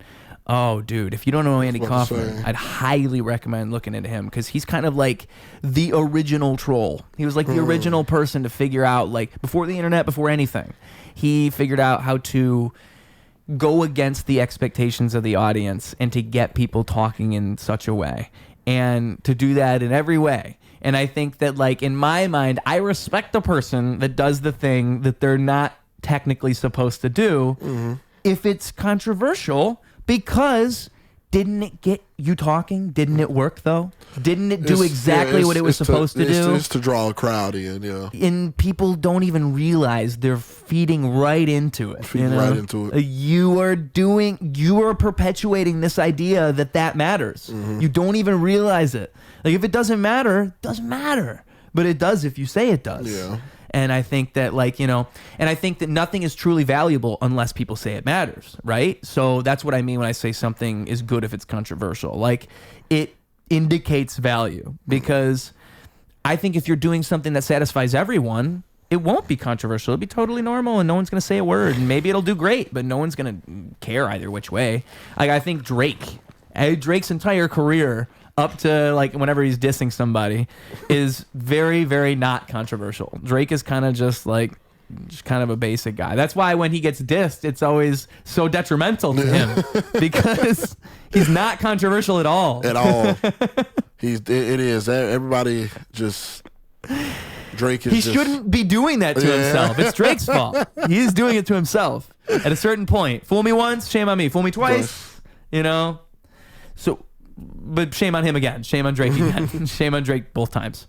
But yeah, so I just feel like and then being the one who's controversial, being the one who actually says something is going to be the thing that people debate about. Like the people who are Drake fans, they're not going to debate about whether or not they're not debating about Drake's talents. They just like Drake better. Mm-hmm. And the people who like Kendrick, Kendrick said a lot of controversial things about Drake that I think, are you going to go to the Pusha T and Drake thing? Pusha T said Drake had a child. He revealed his child to the world. That is the most controversial thing you could possibly do. And I mean, you might not agree with that decision. I don't even think I do, because I've thought about that. Like, I think that's a very effective rap move, but dude, I mean, kind of breaks every code you could possibly have. He even with Drake, he doesn't, he does not tend to beefs very well. No. Even with Kendrick, Drake involved lawyers. Yeah. Well, yes. That is in a rap. I feel like every rapper knows that in a rap battle, lawyers are should be a thing you never call. Because it was about the streams. He was upset about the streams. He said the streams were fake. But no matter what, no matter how bad the beef is, you should never go to the authority. That's period point. That's like an unwritten rule. I feel like in the rap world. If you go to lawyers, you lost. You lost this. You have no chance. Just quit it, Drake. What are you doing? He does not tend to beef well at all. Like you said though, because everybody loves Drake, and he's not controversial at all. But he took the L on that one. Well, he took the L on a lot of them, but Drake, hey, to each his own. I really liked when that happened, when it was Kendrick versus Drake. I remember when they were dropping, and it was like Christmas, dude, because it was. I love rap battles. Rap battles in my mind. And I feel like that did so good for the rap community. Yeah. That beef. That's what every rap beef did so good for the rap community, bro. A proper rap battle will always do that, because that's what they're supposed to do. And rap's supposed to be competitive. So it's cool when that happens. And what was interesting about that was I really feel like Kendrick wasn't going to get that personal about it. I think he made one jab about how to raise your kid or something. He made it in the first song that he did. What was it called? Euphoria. So in Euphoria, I don't think he said anything too personal about Drake. And then Drake dropped Family Matters because it was push-ups. Yeah. So really, it was the Future song. Like that. It was like that. But that was actually after First Person Shooter. So there was First Person Shooter, then it was Like That. Because Kendrick was supposed to be on First Person Shooter, but he said no. And in Like That, he said top 2 or top 3, I'm number 1, fuck you guys. That's kind of basically what he's saying. Because that's the whole idea of that was the idea of First Person Shooter. It's gonna be the 3 of them, the top 3 of hip hop. Yeah. And because that's what Drake's vision was. We're the top 3. And Kendrick deep down felt, he said, fuck you, Drake. You're not top 3. You're not even in my league, bitch. That's what he thought. And it goes back all sorts of ways. I mean, I think that like if you look into it, there's little subliminals that people will think, oh, this was about Drake or this was about Kendrick, and you never really know. But it does seem like Kendrick was throwing little subliminals towards Drake throughout the years, but that's the point of a subliminal, right? You don't know who you're talking about. A subliminal, folks, in the rap world is a diss where you don't say the person's name. That's a subliminal. So I think that that was happening, and I think that there was this little put back and forth, but I don't think Drake ever thought it was that serious, or maybe he didn't realize that Kendrick was talking about him at all. And then it all gets blown up as soon as Like That comes out, because now Drake's feelings are hurt, because Drake actually did want to be in the group with Kendrick. Yeah. And so that was when Push Ups comes out. And I want to say J. Cole dropped his song at that time too. And it was funny because J. Cole quickly receded out of the rap battle. I was about to say, J. Cole apologized so quick. Which it would have been better for him to not even get involved at all. Like for him to say anything was actually made it look lame when he came back, when he receded, when he pulls it back. It's like, why did you even... Because I think the thing was, J. Cole was thinking at first, because this is what I'm talking about. I think J. Cole was thinking at first, oh, this is just a fun rap beef. This is going to be for fun. I want to play along. No. And then he very quickly, like he probably was hanging out with Drake, talking to Drake on the phone, and he realized, oh, you guys don't like each other. Oh, you know what? You guys can do this. And I think that he didn't say that publicly, but that was what it really was, because right after that, Family Matters comes out, and that was Drake making it personal. That's why it's called Family Matters. It's literally Drake saying, let's say, you know what? Your kid's not even yours. That's what Drake is alleging in that song. Family Matters and Push Ups was good, but fuck, man. Euphoria and fucking Not Like Us. Jesus, dude. Kendrick. Not Like Us was actually the last one too. There's a couple other ones inside of there. Like, I don't know if you heard something in LA, like I think 345 in LA was one of them. That was a random one that came out. I was missing one of them. There's more than that though. There was that one. There was the one where what was the other one? I'm gonna pull up his YouTube because I know they're all just gonna be in order on there. Kendrick's a genius, man. He's a genius. So it was Euphoria, was Meet the Grams. Meet the Grams. Yeah. And actually, that one might be my personal favorite. I mean, Not Like Us was fire. That was right before Not Like Us. So it's crazy because each one would drop and you'd be like, bro, no fucking way. How's he going to drop anything after this? And then it ended up with Not Like Us. It was like at that point, Drake had already lost. That's what's crazy about Not Like Us. At that point, it was already over for Drake. He had done like 2 songs in one day. I mean, come on, Drake. I mean, I think, Drake, you're trying to out-rap Kendrick Lamar. Like, I remember when Drake did that like AI song that he did. One of the things he said to Kendrick was like, you know, why are you taking so long to diss me back? You must be scared. Like he said something along those lines, and it's like, dude, you're digging your own grave, dude. Like, there was a few rappers I would be afraid to rap battle, and it's like, you know, I already said Eminem, Kendrick Lamar. There's probably a few other ones that I'd be actually afraid to rap battle. I don't even think Kendrick Lamar would do it, but like Eminem, for example, like I would never even think about battling Eminem because I would look like an idiot. I would look like MGK. I would end up looking like MGK because the thing is, when MGK dissed Eminem, he went first, and I remember hearing Rap Devil and thinking, okay, that's not bad. But that's like whatever Eminem responds with is just going to make this look like garbage. Yeah. And that's exactly what happened because he dropped Kill Shot and it just makes MGK look, again, a whole other league. Like, you know, you have one person who's just doing cheap shots. To be honest, I feel like Kendrick kind of did the same with Drake. Because I agree. But Drake fans won't admit that. Push-Ups and Family Matters are really good songs. I really did like, especially Family Matters. I think Family Matters was my favorite diss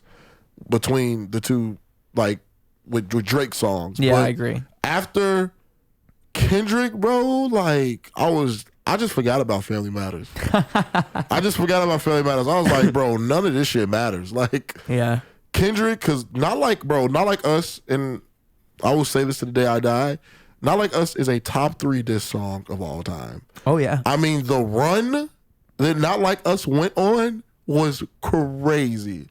Like, it's up there with Ether.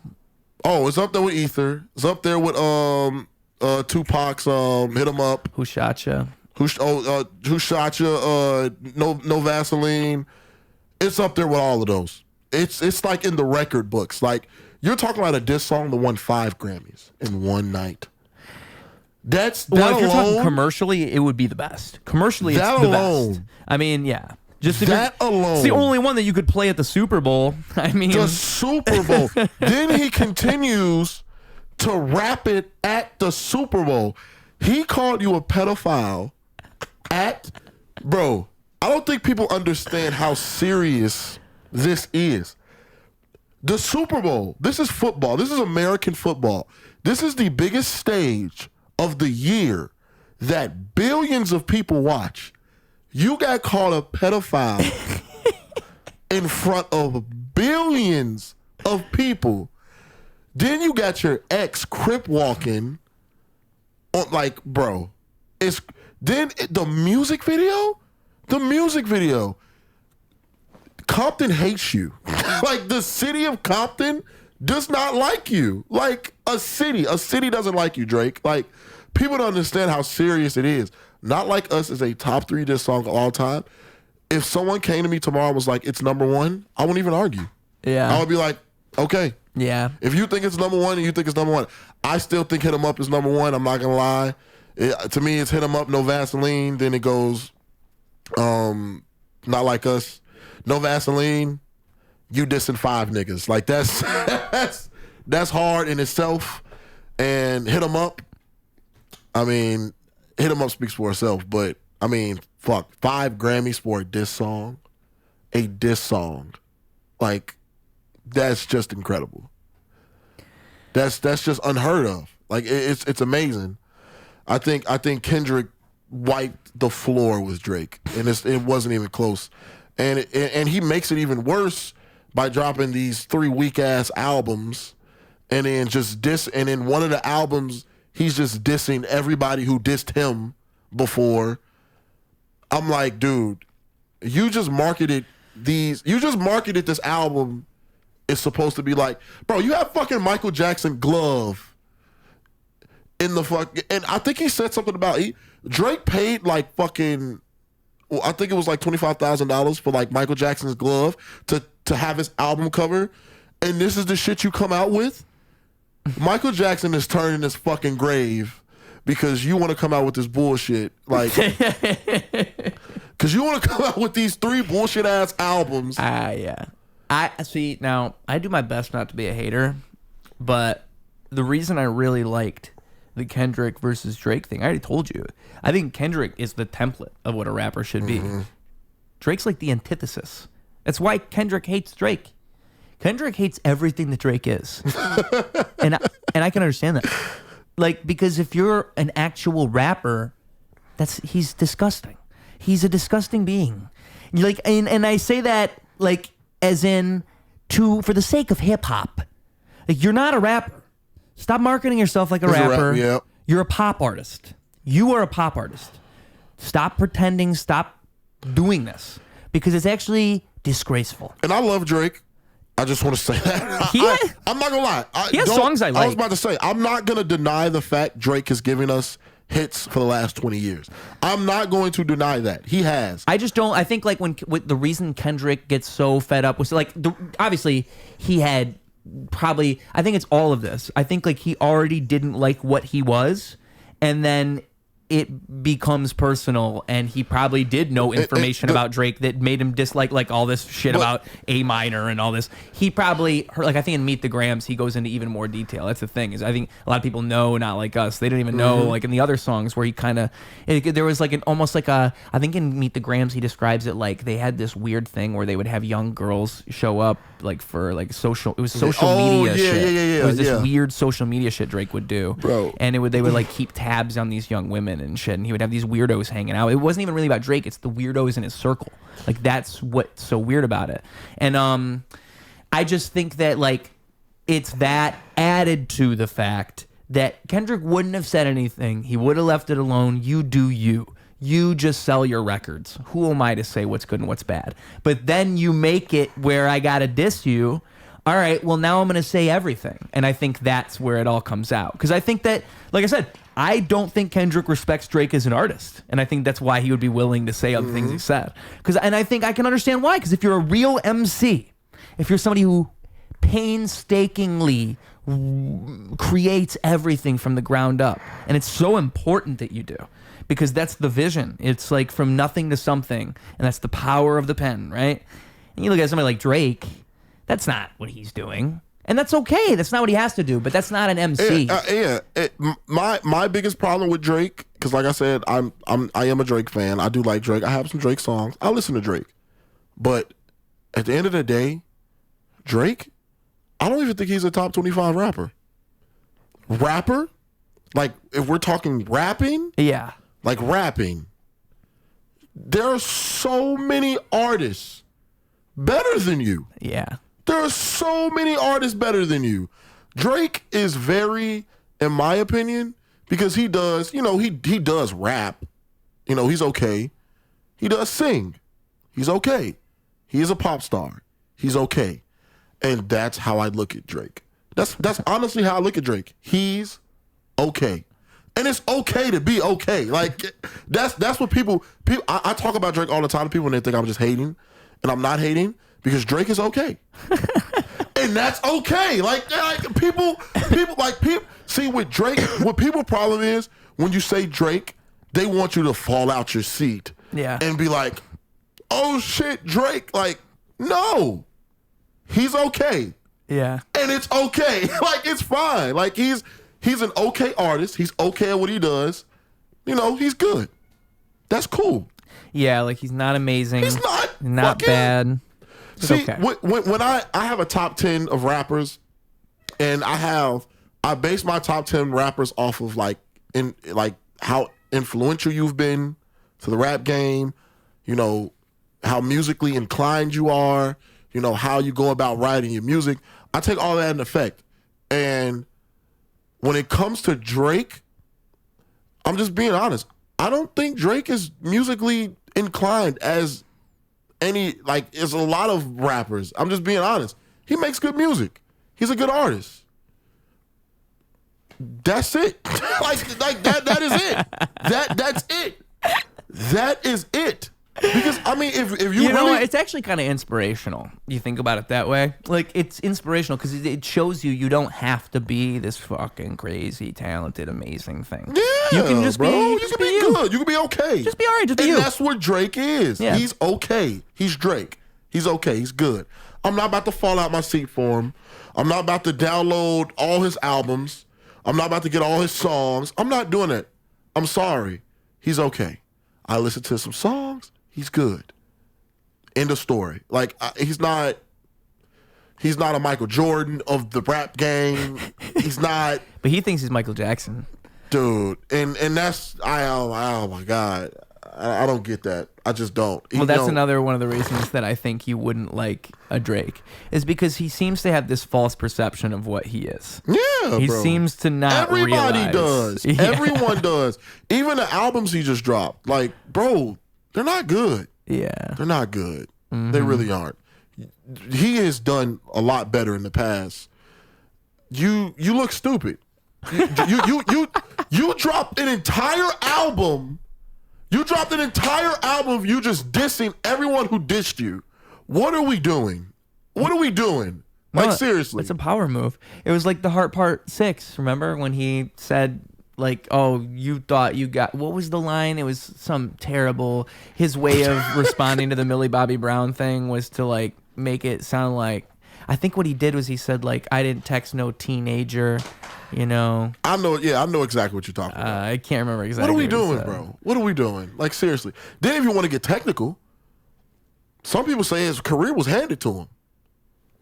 Because if it wasn't for fucking Young Money back then, who gave you a chance after Degrassi, yeah, where would you be today? Where would you be? And he shits on Lil Wayne all the time, trying to, like, have this perception and he's so great friends with him. Like, bro, no. You're not in that light. You're not nowhere near the light. Like, no, bro. Like, you're not. No. I'm sorry. I think, like, Drake's 2008 to 2013, whenever that is, like the beginning of his rap career, I liked that version of Drake. I think much better. And I'm not even like a huge Drake, like I've never really felt either which way about him, to be honest. But I think that it's just that was a lot more in touch with, like, you know, those Lil Wayne roots, that like that mid 2000s sound that was going on at the time. Because they built him up. Yeah. They made Lil Wayne and Young Money, they made Drake. I'm pretty sure a lot of the songs on Take Care were written by Kid Cudi. I'm pretty sure. Well, he had a lot of songs written from a lot of people. But I want to say, like, that was Kid Cudi's album, and he, like, gave it to Drake. And I know this because I am a huge... Wayne is my favorite rapper of all time, but Wayne wrote a lot of Drake songs. Is that right? When he was with Young Money, he wrote a lot of his songs. And which is crazy. Well, I'm not going to say Wayne. I'm going to say Young Money wrote him a lot of his songs, because Wayne didn't do a lot of writing himself. But when Drake was being brought up, bro, Young Money basically built Drake. Like they handcrafted him to what they wanted him to be when they first saw him, because they could tell that it was some music, like, you know, it was some music talent there, but they wanted him to be the image that they wanted him to be. And from there on out, like you said, like in 2008, you know, it was more of those like Lil Wayne roots. You know, you could tell where he was coming from and everything. But yeah, I'm not a Drake hater. You know, he's okay. I'm not gonna like go crazy over him. I like your Drake take, you know. Your Drake take is nice and measured, you know. But I can see why it'd make people mad, because you're kind of sitting on the fence about Drake. They're probably like, come on, you gotta feel some type of way about Drake, and you're just like, no. He has given us hits. Yeah. He is, bro, over the last 20 years, Drake has given us hit after hit after hit. That's good. But he's still not up there. Like, he's not a better rapper than Kendrick. He's not a better rapper than J. Cole. You know who I would say is like that? Logic. You know Logic? You familiar with Logic's music? Yeah. I don't think he's like an incredible rapper, and I've never thought that. Mm-hmm. I think he's a good rapper. He's a very good rapper, actually, but he's not great. Like, there's nothing wrong with that. And like, I say that with respect. Like, I actually like Logic's music a lot. Logic is probably my Drake. You know, because I think, like, how you say that about Drake, and that's how you feel about Drake, I feel that way about Logic. Mm-hmm. Where I look at Logic and I think, like, he's just so very average, but that's what works so well for him. That's okay. And I think, like, a lot of people who are, like, a casual rap fan would actually prefer someone like that over someone who's a little bit more, like, Kendrick-y, cerebral. Mm-hmm. Like, Logic's not doing those over-your-head bars. He's really not doing that. He's kind of doing, like, almost like a freestyle flow. That kind of pisses me off sometimes. But it's just because I genuinely think he's freestyling, and it's not like the Lil Wayne type of freestyling where you couldn't tell. It's like I came in and I'm hitting the, you know, it'd be like, hey guys, we're doing it again, and we're doing it again. I do it with my friends, and we're doing it big, and you know that we're in it, and you know that we win it, and you know that we do it, and you know that I get digits, and you know that I'm running, and you know that I'm on top, and you know I'm with my cousins, and you know that we bussin'. It's like literally like that. He'll rap like that. And I'm like, dude, come on. At least give me a bar. It's nothing.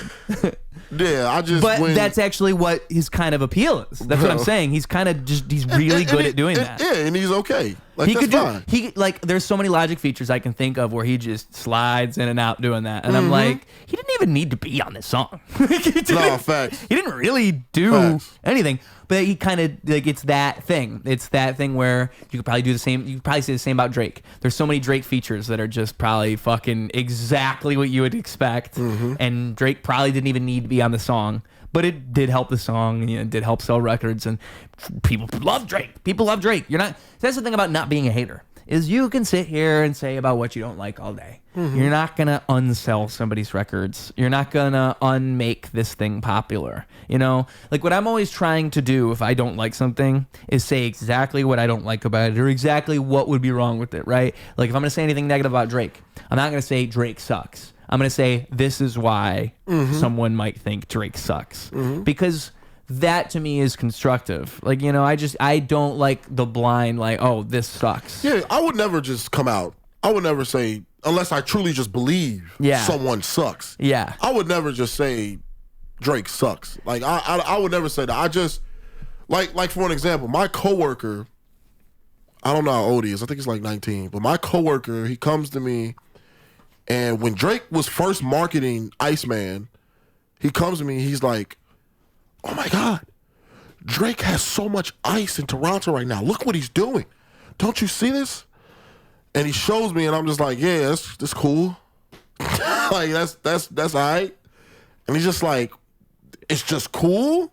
And I'm like, yeah, it's all right, it's cool. He's like, oh, you don't like Drake? I'm like, dude, it's not that I don't like Drake. I mean, he's okay. It's just like, what? And everybody is like that, bro. Everybody's just like, what? He's okay. He's just okay. And I'm like, yeah, he's okay. Yeah, the Drake fan base kind of burns me out on Drake. Like, I think they've become defensive ever since the Kendrick situation. Like, now they're kind of like before they were already, because there was already this thing happening where Drake kind of had his haters. But ever since Kendrick, they've probably just been full defense And that's mode. the first thing they say. Yeah. When I say some shit like that, after the Kendrick thing, that's the first thing they say. Be like, oh, you're a Kendrick lover. Yep. And now I just be like, fuck it. Yeah, I am a Kendrick lover. Like, yeah, I do love Kendrick. So fuck you guys. What's funny about it too is it really does like split up these different camps of hip hop fans. Because I think that it is like an archetype of a hip hop fan that would like Drake, and then there's another type of fan who would like a Kendrick, and they're two completely different people. Completely different people. You know, fuck.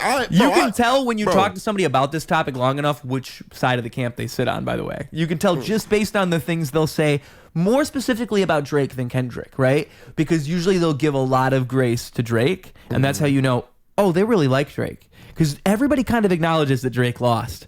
Even the Drake fans. But they'll be really graceful about the way that they talk about it. Even my girl. Shout out my girl. My girl is a huge Drake fan. Huge Drake fan. By the way, she had the same reaction when I first met her. She's just like, oh my God, I want to go on a Drake tour so bad. You think you would like to come with me? And I'm like, yeah, sure.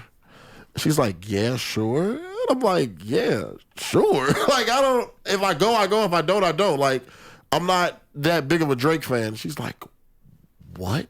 You're not that big of a Drake fan? I'm like, no. I'm not. He's okay. Well, it's amazing she stayed with you after that. Right, bro. Like that sounds like a red flag. She's in love with Drake, bro. She loves Drake. Like she listens to Drake all the time. Like when I'm in a room and she just got the speaker on, just blasting Drake, I'm like, babe, can you please just go to another rapper just for a second? Like, you know. She's like, I'm sorry. This is God's plan. I'm sorry. You do not have to listen to this all goddamn day. Like seriously. When Iceman came out, she listened the one with the glove. When Iceman came out, she listened to that album first, right? And then I listened to it, and she calls me back, and she's like, this shit is so good. And I'm just like, no, it's not. I'm like, babe, no, this album is terrible. It's not good. And oh my God, one of them songs, I can't remember which album it was on, but Shebang. I don't know that one. Shebang is, bro, I was so pissed listening to that fucking song because the entire song, he has Quavo and Offset in the background doing their ad-libs. Saying like, Migos, all shit like that. And they're not in the song. I was so pissed. He blue balled you. I was so pissed, He blue balled you. They were in the song, the entire song, like ad-libbing. And I'm like, okay, all right. Okay, Offset. Okay, Quavo. And they never came in. I'm like, bro, you know what? Fuck you, Drake. Like, what?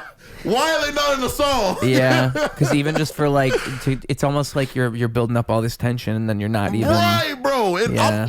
I'm here for Quavo and Offset, not you. So why aren't they here? Like, what's going on? He probably thought it was genius. He's like, I'm gonna put them on as features, but they're not even gonna be on the song.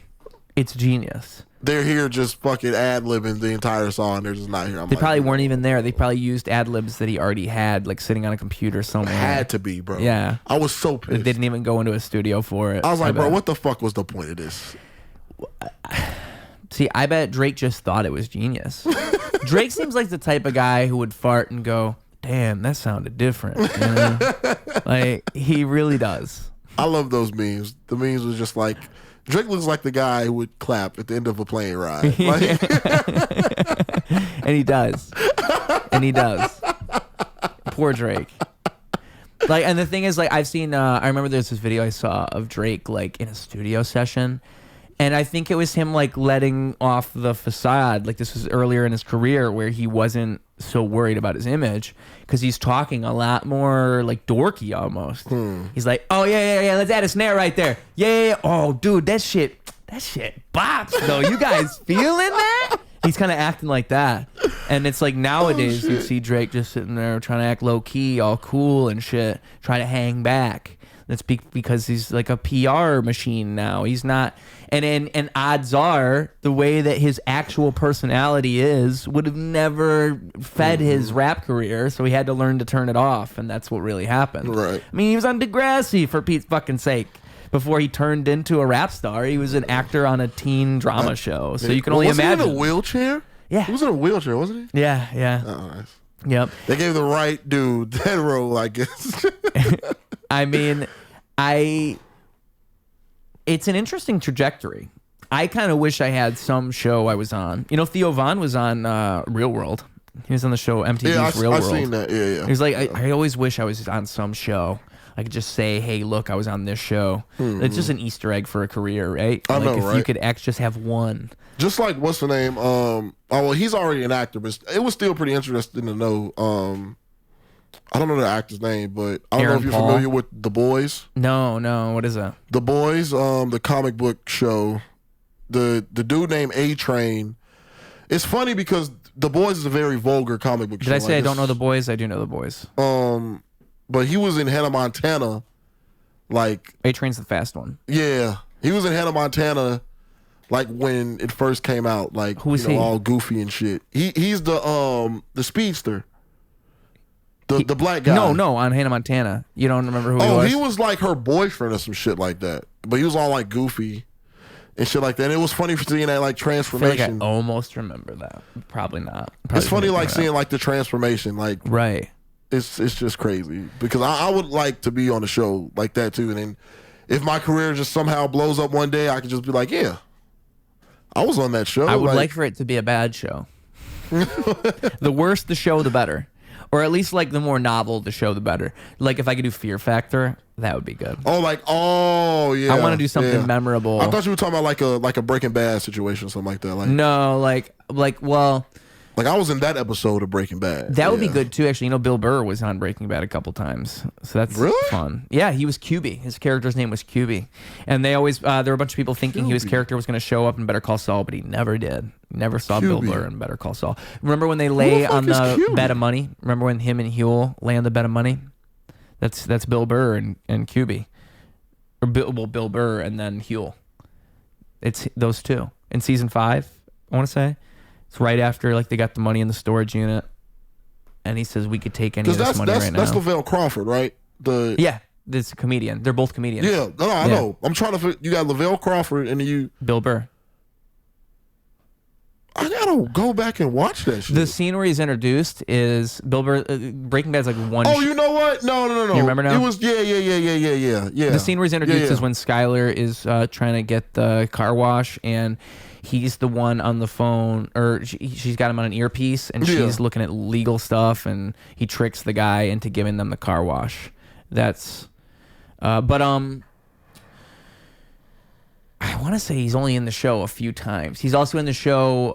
It's him and Huel who go to get the money from Ted when the whole thing with Ted and the carpet and all this. So when they go to get the money, it's Bill Burr talking to him, saying like, just relax, like you don't got to freak out. Da, da, da, da. I remember now. I do remember that now. Yeah. So he's in the show a few times, but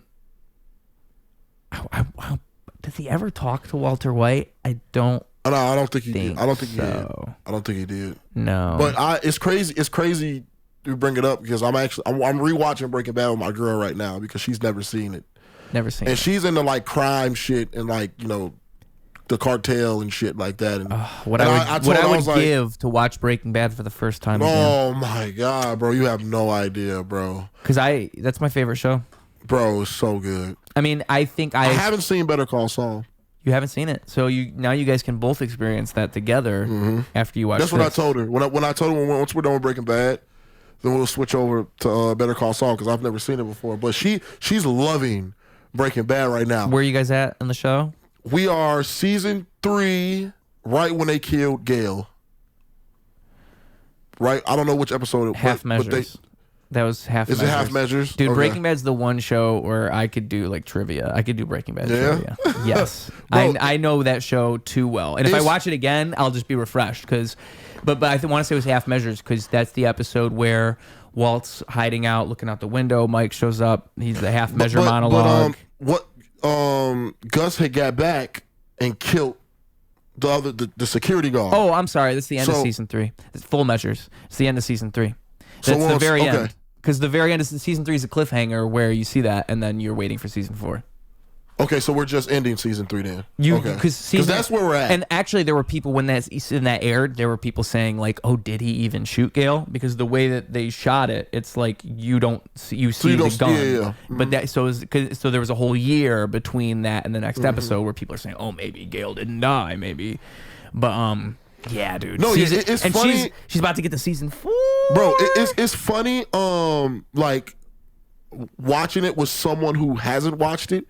Because it's crazy, bro. You get like all the same reactions of when like the show like first came out and everybody watched it before. Because every day we watch it, my girl she calls me. She's like, "They need to get this bitch Skylar off the screen." And I was like, "Babe, I told you wouldn't like her. I told you wouldn't like her." Like I told her when the show first came out, no one liked Skylar. Like Skylar's probably one of the most hated characters in TV history. Yeah. And every day we watch Breaking Bad and she's just like, "Fuck this chick, Skylar." And I'm like, "Yeah, I told you, babe, she's a bitch. She is a bitch." But then she kind of grows to understand Skylar like everybody else did. And now she hates Walt. That's good. Season 3, she already hates Walt. Yep. That's good. Now she hates Walt. Some people don't hate Walt till the very end. She loves Jesse. Oh, Jesse's the man. She loves Jesse. Yeah. She loves Jesse. I love Jesse. And she's going through the same emotions. It's just crazy. Like, it's crazy. She's going through the same emotions everybody else went through. Yeah, Jesse Pinkman's a phenomenal character. I mean, I think Aaron Paul was born to play him. Fun fact about the show is he was supposed to get killed off. I mean, this is like, everybody knows this if you know any trivia about the show. He was supposed to get killed off in the first season. So it was like he was a character where the show was just going to be about Walt. And it was going to be all about Walt's experience in the drug world. And they were going to kill off Jesse's character after like 3 episodes or so. I think at the end of the first season, like, I think even when Tuco kicks his ass, is like, he wouldn't be at the hospital. He would just be dead. First season, episode 5 of season 1 or whatever it is, where the name Heisenberg comes out. And probably the first big moment of the whole show is that moment. And, yeah, so it's crazy to think that really it was just the raw charisma of Aaron Paul that made that what it was. Because really the show is not the Walt show. It's it's the relationship between the two of them and how Jesse's kind of breaking good. He's kind of going the other way the whole time. But that's the take I love about Jesse, because I feel like Jesse was never bad. Jesse was never a bad person. And I think it speaks for itself even with the small hints at even when he was at his house with his parents and he was trying to get back into it with his parents and get good with them and everything, and they find a joint. And it's not his, it's his little brother's. And he took up for his little brother. Yeah. Like, even little hints like that, I feel like just shows Jesse was never a bad person, bro. He was just a kid that never really believed in himself. Like, and fell with the wrong crew. Like, because it happens to people. Yeah. It happens to good people all the time. And that's what I feel like what really happened to Jesse. And that's what I take from it, because the more and more you see Jesse and Walt together, bro, the more and more you really see Jesse is not a monster, bro. Like, he's actually a great fucking guy. Yeah. He really is. Like, even the fucking scene when they opened up the show, when I can't remember, it was like a beetle or a spider or some shit like that like crawled on his finger. Yeah. And he like picks it up, looks at it, and just puts it back down. I think that episode's called, it's not called Shotgun. I forget what that episode's called, but that's the one where he has to get the money back from that's a bottle episode. So like that one, I think it's mostly about that. Maybe there's one other thing they have. Peekaboo. That episode's called Peekaboo. Because it's about his relationship. Not only that, it's not just the bug. It's the relationship with the kid. Exactly as you were gonna say. Yeah. And so he ends up in this. The whole idea of the episode is Jesse's trying to posture. He's supposed to be posturing. He's gonna be the tough guy that gets the money back. And at the very beginning of the episode, there's a bug crawls on his hand, and then it moves over here. Squish. Bug gets squished by who? Pan up to Skinny Pete, his friend, who doesn't give a fuck about this bug. But Jesse is looking at the little things in life. Jesse's the type of person, he pays attention to the minor miracles of life, right? And so then he goes into this place, there's a funny scene right before that where he's standing outside the door. Where's the money, bitch? Give me my money, bitch. And then the fucking mail lady walks up as he's standing there. Oh, hi, puts his gun away. And nobody answers the door. He goes around through the back. Who's home? A little kid. So he's in this crack house with this little kid. And so the episode ends up being him hanging out with this little kid. It's called Peekaboo because he plays peekaboo with the little kid. And episode ends with the house falling apart. Police show up. And he at least like warns the kid to sit outside and wait for the police or something like that, and then tells him to do the peekaboo thing, or whatever. And he feeds the kid. He talks shit to the parents about oh, you guys got money for crack, you can't even feed him. Right. What the fuck? Yeah, I wish I could do a Jesse Pinkman impression. I can just say bitch. That's all I can say. What the fuck, bitch? That's all I can do. It wasn't bad. It was actually pretty good. I once saw a homeless guy do Jesse Pinkman, and ever since I've wanted to do it. It was pretty good. Mr. White, what the fuck, man? I lose it, Science, bitch. Science, bitch. Magnets. But it was small details just like that like just showed. There's a person. He's a damn good guy. Yeah, he's a good guy, and underneath all this shit, there's a good person. Yes. And like you said, who just wound up in a bad situation. And I think also one thing they do really well throughout the show, and it ends up being the downfall of his character, is that he never really has entire 100% agency. He's the kind of person who is looking for approval. And that's why his relationship with Walt is so codependent. That's why he ended up in that wrong crowd, is because he always just kind of follows what other people are and he's impressionable in that way. That's why a really good moment in the show that only works if you really get that dynamic is when Walt and Jesse are at the hospital. And it's the only time Walt ever says anything nice to Jesse in the whole show. It's like the only time, and you don't really know if he means it or not. Your meth's good, Jesse? Your meth is good. Yeah. And he says that, and it was right after Jesse said, I'm never gonna work with you again. Fuck you. I'm gonna sue your brother. Fuck you. I'm coming for everything. I hope you're ready. But he does this whole monologue about how serious he is, and then Walt just stands up. He realizes he's serious. He says, I just want you to know, Jesse, your mouth's as good as mine.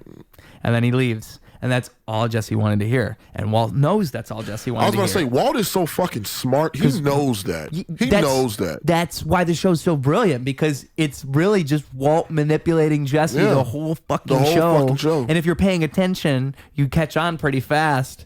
Or you don't realize, and then you get to the end, and you're like, "Wait a minute!" And because Walt, none of the characters ever really like they change, but the core of them never really changes. Like Walt is always kind of this manipulative, prideful, ego-driven guy. It's just that you feel for him, and more throughout the show, his actions show his true character. And the way he manipulates Jesse is just fucking it just makes you want to punch him. So, especially once you get to season 5, dude. You're like, oh my god, you fucking piece of shit, because you just love Jesse that much. The show makes you love Jesse that much. And you just watch Walt just fucking treat him like anything. Like anybody else. Like shit.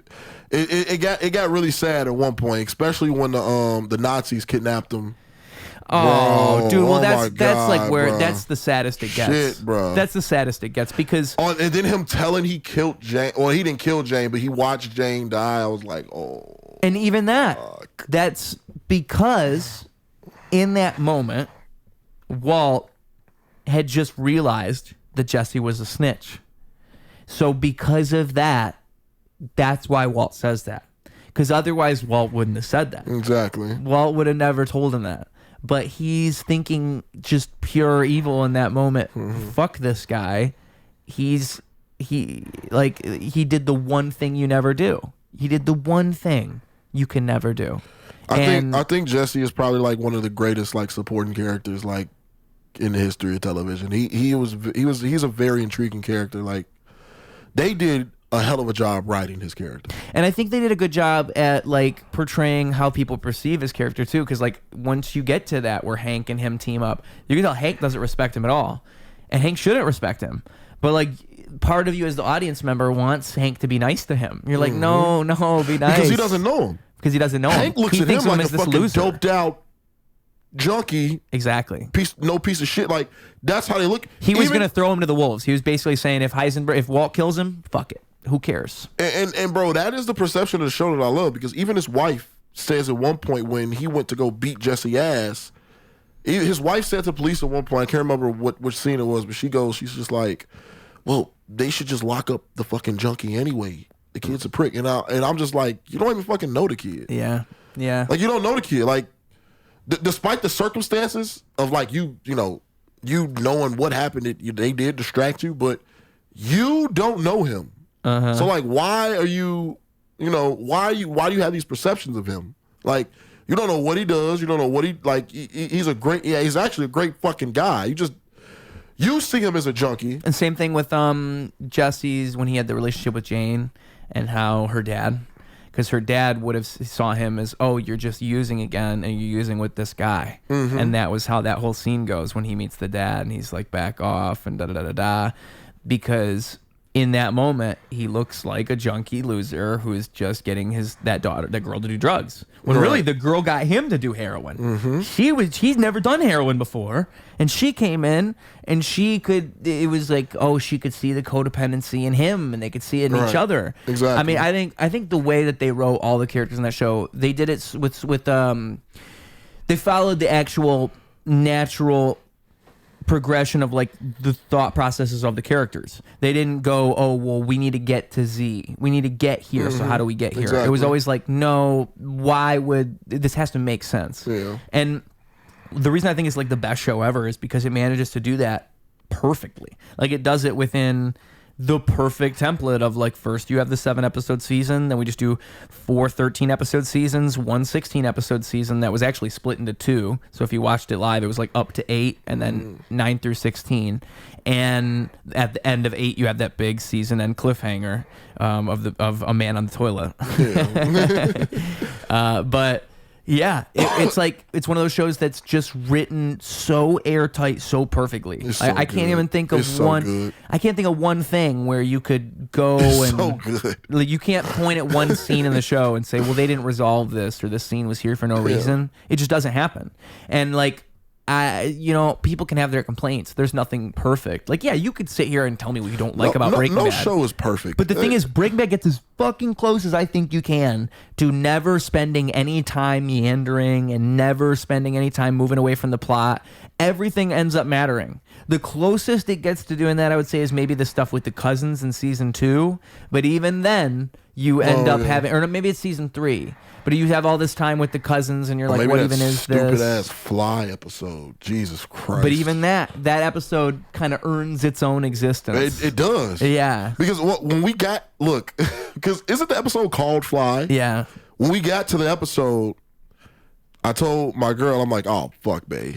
Do you want to skip this episode? She's like, why? Why would we skip this episode? I'm like, you'll find out. You'll know what I'm talking about. And like mid-episode, she asked me, she's like, what the fuck is going on? I'm like, babe, I don't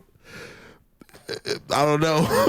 Yeah. So I think what it was, they had to fit their 13 episode quota, and they just decided to do a bottle episode. But every show has their filler episode. Well, it's a debatable thing because some people think it's one of the best episodes of the show.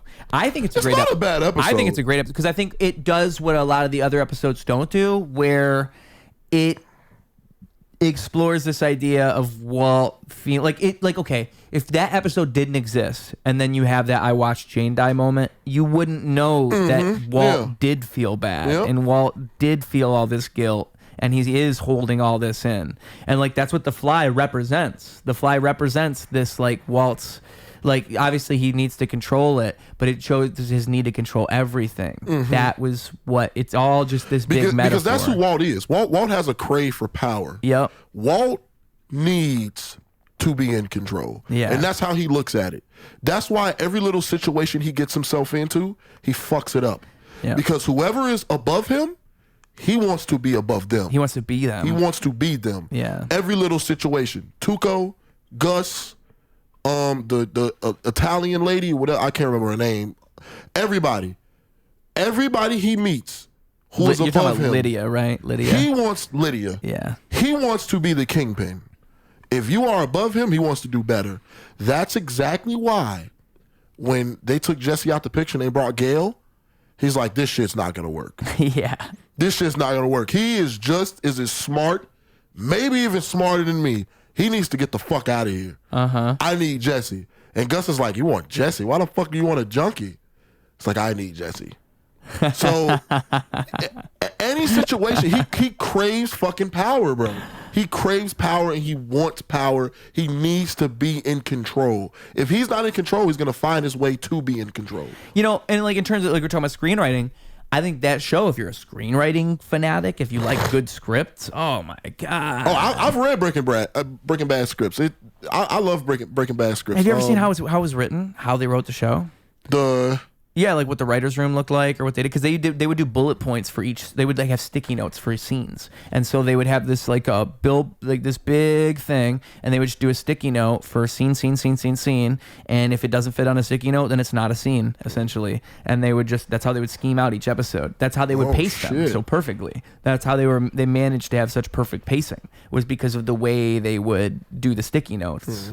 I've seen even comedians do something similar. Like I think I saw Chris Rock say once, like a joke doesn't work if it doesn't fit on a sticky note. I have seen that before, and I think that's a smart way to look at it. Like I think that's a good way to look at ideas. Like an idea, if it's not simple enough to just fit in this small little format, probably isn't that great of an idea. Yeah, maybe it is, but it's probably not. Like think of like every great movie. You can probably describe it in like 5 seconds. You know, any movie that's memorable. You know, you should be able to. Hopefully. One movie I just recently watched that I actually haven't watched ever that is like, you know, nationally known is Shawshank Redemption. It's funny. I watched that within the last 2 months for the first time. I watched that. Really? Yeah, I just watched it. It was really good. I thought it was really good. I thought that what did I think about that movie? I thought that the way that it handled I like how there's this idea of the people in the prison are in a prison of their own mind, and if you leave the prison, the freedom of the world, and there's almost this like attachment that happens where you get stuck in this prison because for so long. It's like that in real life, and it's like that in real life. And it's interesting how the film does that, where you know, you almost don't really realize it's happening as it's happening. And by the time you realize it, you're like, oh, where Morgan Freeman's character is going through that dilemma, where that is his dilemma. Is he's worried that he might not be able to adapt to the real because, world. bro, you've been in there for so long, you don't know what the fuck the outside world looks like. Yeah.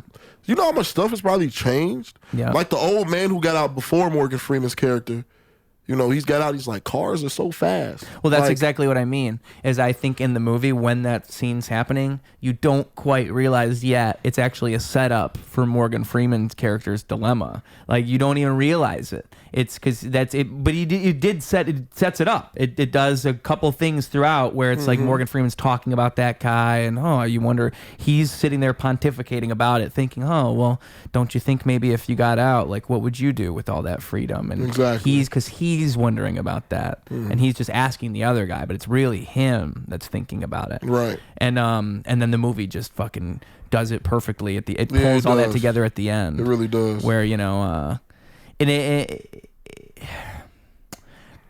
it's a simple movie. Like, it doesn't do a bunch of crazy things. It is. It's a very simple movie. Very simple premise. Very simple plot. But what's great about that movie, I feel like, is the acting. Morgan Freeman, fantastic. I even love the narrating. It's so soothing. Yeah. and the vibe of the movie is just so, like, heartwarming. Yeah. It's one of the few Stephen King adaptations that Stephen King approves of. It's like one of the only ones. Yeah, because he doesn't like a lot of his adaptations. And that one is, like I said before, the vibe of the movie is just so heartwarming, bro. Like, it is so, like, and it's so satisfying to see, like, Andy Dufresne, like, escape the prison and seeing him, like, in the rain and everything, and washing off after fucking crawling through pipes of shit. And, like, bro, it's just so satisfying, bro. And it's, honestly, I'm not gonna lie, ever since watching it, I'm definitely putting it up there on some of my favorite movies, because I really enjoyed that one. That was a good watch. That was a really good watch. I watched it on a plane. I was going to see my girlfriend, and I was on United, and I was scrolling through all the movies, and Shawshank was on there. I was like, you know what? Fuck it. I've never seen it before, and people always say how good it is. So I was like, you know what? Fuck it. It's a 2.5-hour flight. I'll get through it. Let's do this. Yeah. So after watching, I was like, that was good. That was really good. Yeah, Shawshank was really good. I mean, man, like, it's one of the best movies I've seen recently. I say the original Scream. I watched that for the first time. Oh, so good. Yeah, the original, though. So good. Only the first one. All the other ones are all right. I mean, I would say 2 through 4 are all right. 4's the best out of those. 5 was okay. I wouldn't even go as far to say that. 7 was fucking terrible. I think 5 and 6 were a misunderstanding of what worked with the original ones, and then 7 was like the studio doing their very best to pump a movie out after they fucked everything up for themselves. I don't know if you know the whole story. Like, the actress who was in 5 and 6. She came out and said something anti-Israel, like just pro-Palestine, not even really anti-Israel, something pro-Palestine. And the studio then is not even pro-Palestine, just anti-genocide, right? So she comes out and says that, and the studio says, oh, well, she's controversial, we can't have her. And so they fire her, and then I think Jenna Ortega just drops out because she doesn't want to be a part of it anymore. And so they bring back the original actress, Neve Campbell, who they weren't going to pay enough for the 6th one. And I thought that was such a good idea. And it's a good idea, but they rushed it. It's a good idea, but they rushed it. They definitely rushed it, but it was a great idea to move on from her character. Because, like I said before, like Robert Downey Jr., there's only so much story you can tell with the character. Oh, I see. Bro. Yeah. Just give it up with Neve Campbell. Yeah. There's so much story you can tell with somebody, bro. Yeah, and at a certain point, it's like, okay, how many fucking killers are gonna target this girl? Like, how many times? Because it's always got to be a different ghost face, bro. Like, god damn. Like, her story's told already. We've heard it 6 times. We've heard it. We don't need to hear it for 8 more times. Like, we like, it's the same. Like, we don't need to keep hearing it, bro. Like, and I would say 1 through 4 justify themselves, even because 1 through 4 all are kind of playing. That's why I think it was always Wes Craven, and he always got the idea. He always understood what it was that made those movies work, and it's this idea of this tongue-in-cheek. Like, we really have to play into this idea of, like, we're a movie that's making fun of itself in such a way, and we're making fun of the genre in a whole, and each one had a solid premise up to the fourth one, where it's like the first one's okay, so we're just making fun of these types of like teenage horror movies. Second one, we're gonna make fun of horror sequels. Third one, we're making fun of the trilogy where it all comes together. Fourth one, we're making fun of horror reboots because it's been 10 years later. I think that when they did 5 and 6, they try to do that, but they just don't have the touch that Wes Craven and the original writer had, which the writer I think wasn't there for the third one. So that's why like the first one, the second one, and the fourth Wes one. Craven ended up passing away. Yeah, so what it is Wes Craven's there for 1 through 4, and it's the same writer for 1 through 4 except 3. So for the most part, it's the same people making those movies. The first one, I think, like I said though, 10 out of 10. Like, perfect movie. I do think Scream is... I'm a horror fanatic. I love horror movies. And I think Scream is... I do think Scream is the best horror series. I think it's the most consistent horror series. But 7, they need to just delete the movie. Like, that movie sucks. They're already starting with 8. Like, they got 8. Apparently, and I don't get it. The script is already written. Nev Campbell's in it again. I don't get it. I want to say I saw somewhere that Nev Campbell said, like, she's the one who came up with the idea for 7. Now, the thing, or for 8. So the thing about it is, I think that you could still make that franchise work, and you could even still have Nev Campbell. It's just that they don't seem to have, like, a great creative spark. Like, think about it. It's horror parody. So you still have so many different like subgenres of horror to play around with. Maybe do like a Christmas one. You know, like Scream, but it's Christmas. Because like Christmas horror movies. Or like any seasonal horror. I feel like Scream has also lost its edge too. As far as like who they kill. Yeah. Scream, people forget.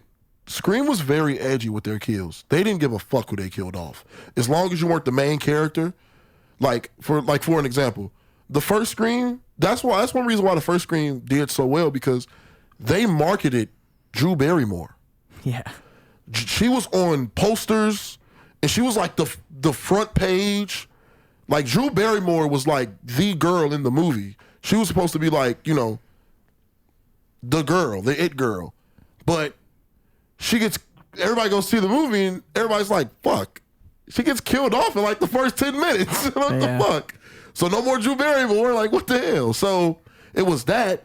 Then the next movie, they killed, well, I can't remember his character name. He was... the one that watches the movies. The one who watches the movies. The horror expert. They killed him off. Then in the third movie, they killed off her mother, I think it was. Or was it her... I don't know if they killed anybody off in the third one. I don't know if they killed anybody in the third movie. Oh, yeah.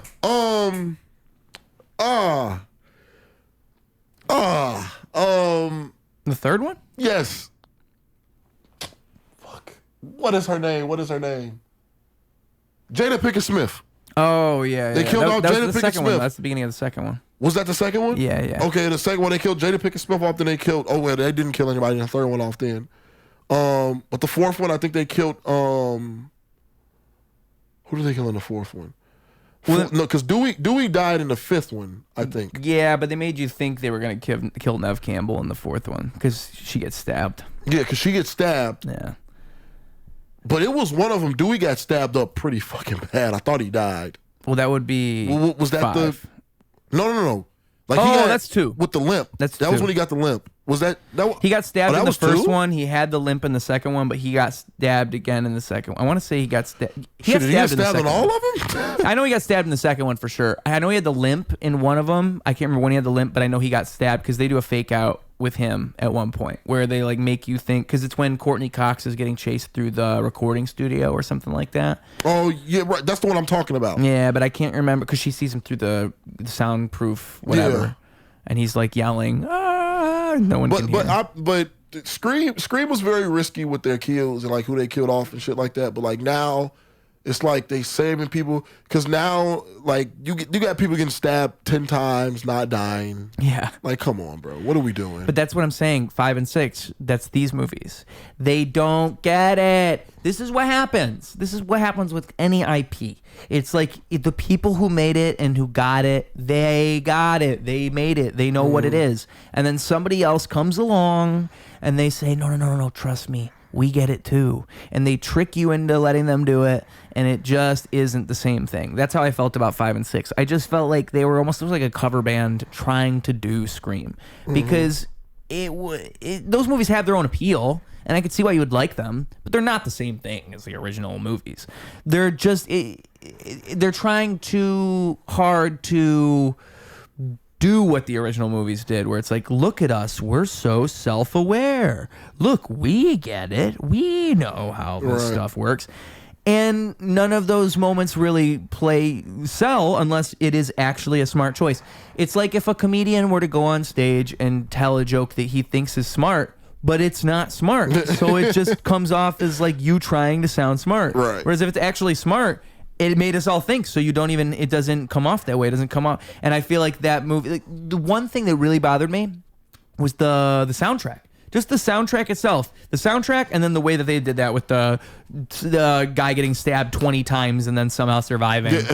Like, come on. And that was after, there was a Chad character, and that was after the movie before that. He already had another fake out death. So he had one thing, he survived the previous movie, and that one was a little more forgivable because, again, like, you stab somebody once, okay, maybe they'll survive.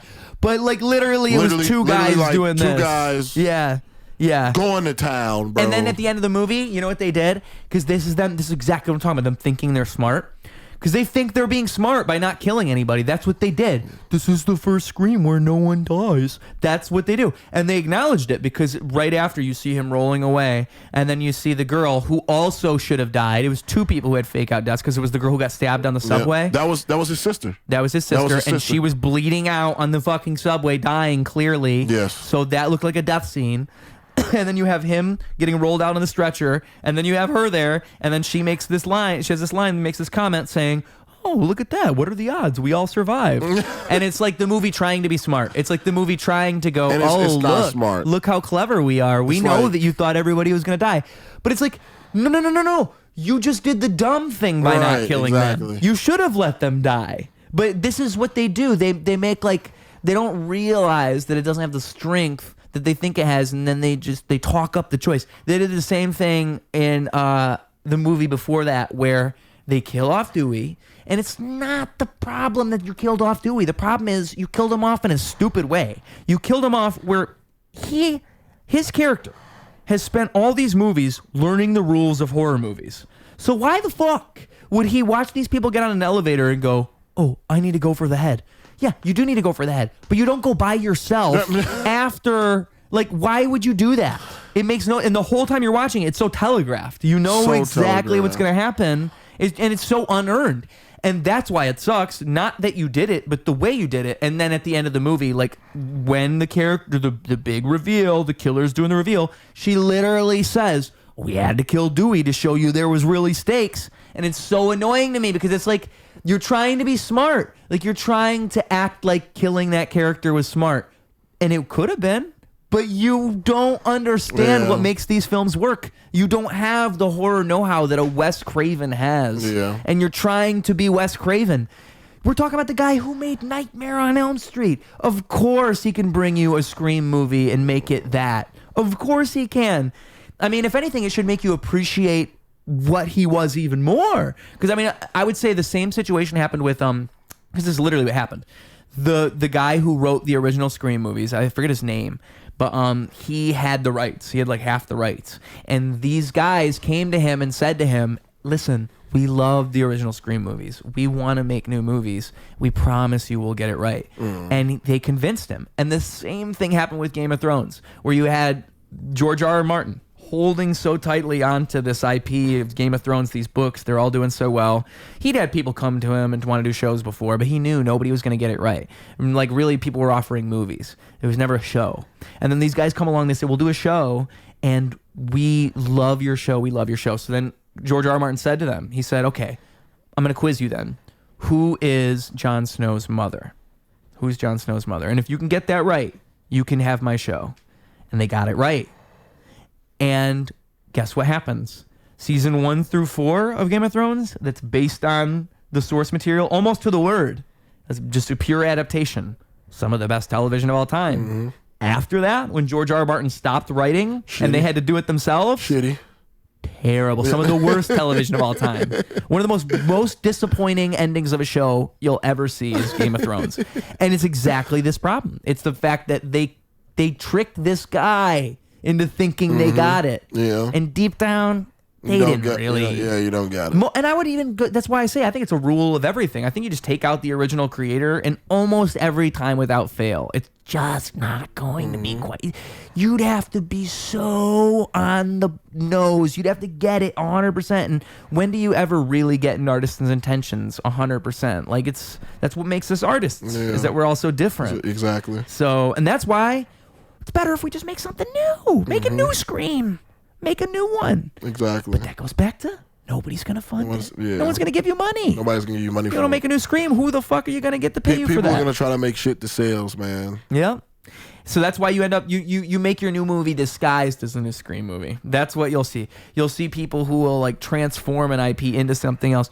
Or you'll see like people doing it backwards. That's the new thing you can do where like the guy who did the movie Weapons, Zach Kreger. I have not seen Weapons yet.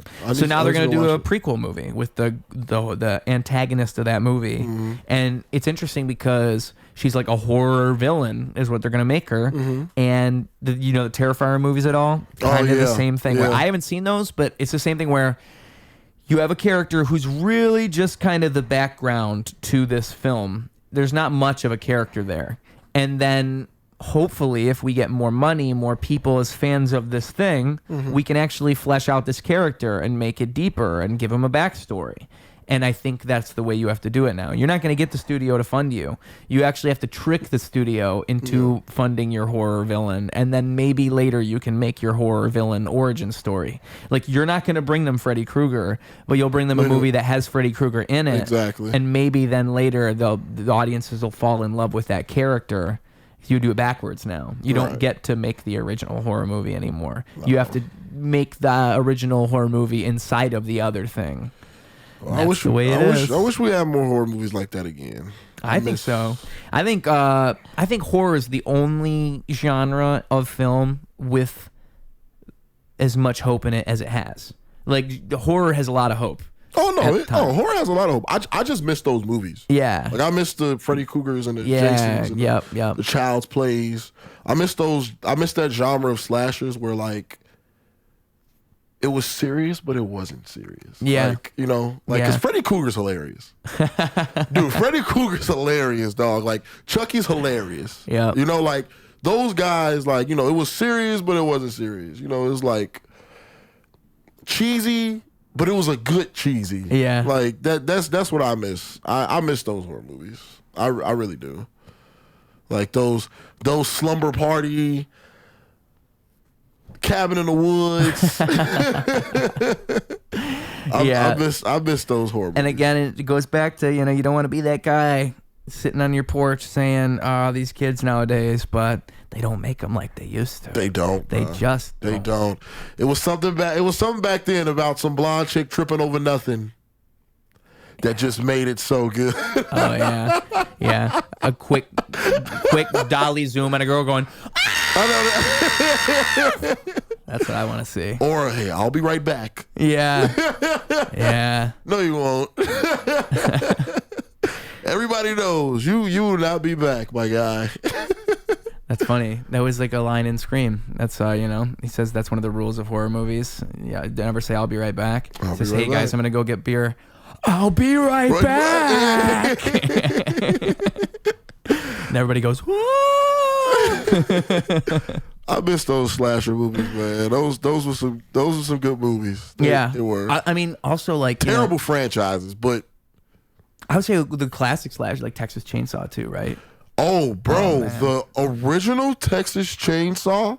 Yeah. So good. Yep. And the budget was like 100. Dirty. That movie just feels nasty. It just feels disgusting, bro. Like, it is so unhinged, bro. Like, and the budget was like $150,000, bro. Yeah. The budget was like $150,000. The movie didn't do good for its time, but like it made everybody feel so nasty, bro. Like the feeling of the movie is disgusting. The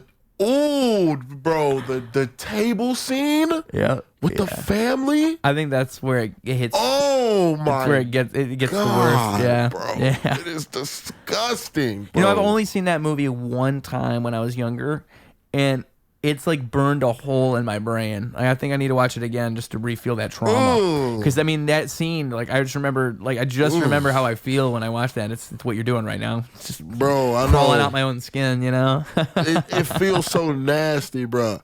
Because like they shot the movie in Texas, and it was like 19 something. I think it was like the 90s. This was the 70s. Was 70s. Yeah. This was the 70s in Texas. In the middle of fucking summer. It is boiling fucking hot. Everybody's got the costumes and the mask and shit on with the house. It feels muggy. Yeah. You know, it feels muggy. It feels stank. It doesn't feel good. And it worked for the movie.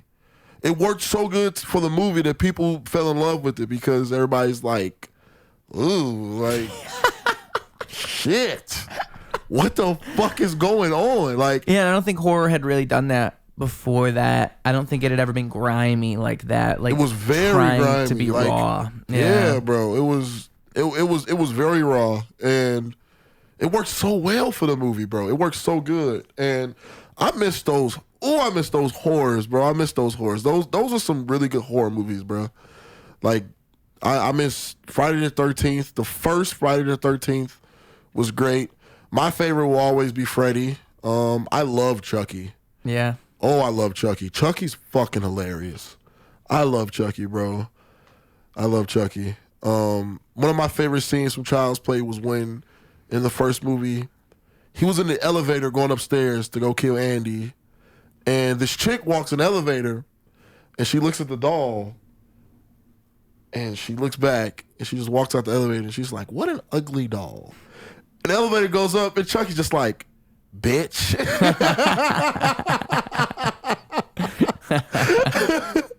Chucky's just like, what a bitch. Like, oh, dude, I love Chucky, man. Chucky's hilarious. I love Chucky, bro. Yeah. Yeah, I think, like, Chucky is probably one of the best horror villains ever, for sure. I mean, Chucky really makes you wish they could get a Chucky movie right, because they keep trying to bring it back, and every time it's just not quite it. Bro, I heard that the show is okay. I heard people tell me the show is okay. The show is okay. Yeah. Oh, the last season's fucking terrible, but season 1. The show's okay, bro. The show is actually okay. It's not bad at all. The show gives us like almost kind of like a prequel of like who Charles Leroy was before what happened what happened. And I liked it. It was really good. Like it was okay. The writing was all right. It was some things I kind of didn't understand that didn't make sense, but putting it all together, it was pretty good. Yeah. But I was thinking of the last Child's Play that had Aubrey Plaza in it. Right. Yep. That shit was terrible. Damn. So you didn't watch it? No. It was bad. I'm sure because it was. But the reason why it could have been good, but the reason why it wasn't is because the way they made Chucky. So everybody knows Chucky is possessed doll. That's who Chucky is. He's a possessed doll from a serial killer who transferred his soul into a doll. That's who Chucky is. Everyone knows that. In the newest Chucky, he's an AI robot who went crazy. Yeah, exactly. There's no possession. There's none of it. He's just an AI robot who went crazy. And, I mean, it's okay, I guess, but that's not who Chucky is. Like, Chucky is he's a possessed doll. Like... They probably thought that was smart too. They were probably thinking like, "Oh, we're modernizing it." It was so stupid because in the movie it's called like My Buddy, or some shit like that. The brand of the doll. The brand of the doll is called My Buddy, and the point of My Buddy is supposed to be like he basically like controls your house. Like he can turn your lights on and off. You know, he can control your TV. He can turn your TV off. He can control the temperature in your room, your thermostat. Like he's supposed to be like a smart computer or whatever. I guess he's supposed to control the compliances in your house. But he's a doll. So one of the dolls in the factory, when they was making the dolls in the factory, they ended up flipping his switch to dangerous. But he still got shipped out with all the other dolls. Yeah, the dangerous switch flipped. Huh? Yeah. So yeah, that's not fun because I like the idea. Like that's boring because the thing is, you took all the magic out. You literally took the magic out. Literally, you took the magic out. Like, you know what I mean? Like sometimes people take the magic out metaphysically or metaphorically. No. They literally took the magic out of the story because it's like that's.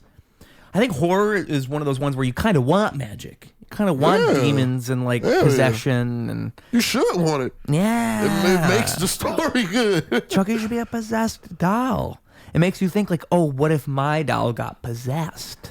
That's what you think. That's what makes it scary. Yes. That's what makes it scary. Not like, oh, what if my AI-powered Tesla bot Chucky doll stops opening the door for me and starts stabbing me? like what? Like, and bro, and like, so I heard one of the YouTubers review on the movie when I first watched it was, this is literally just another robot AI gone wrong movie. Exactly. That's all it is. Isn't that what those not Annabelle, but it's the iRobot.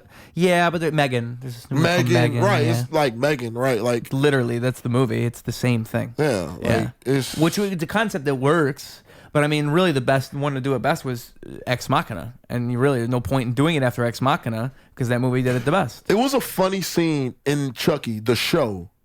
It was a funny scene in the show Chucky where he was in a room and he was just flipping on the TV. And do you know The Boy, like Brahms?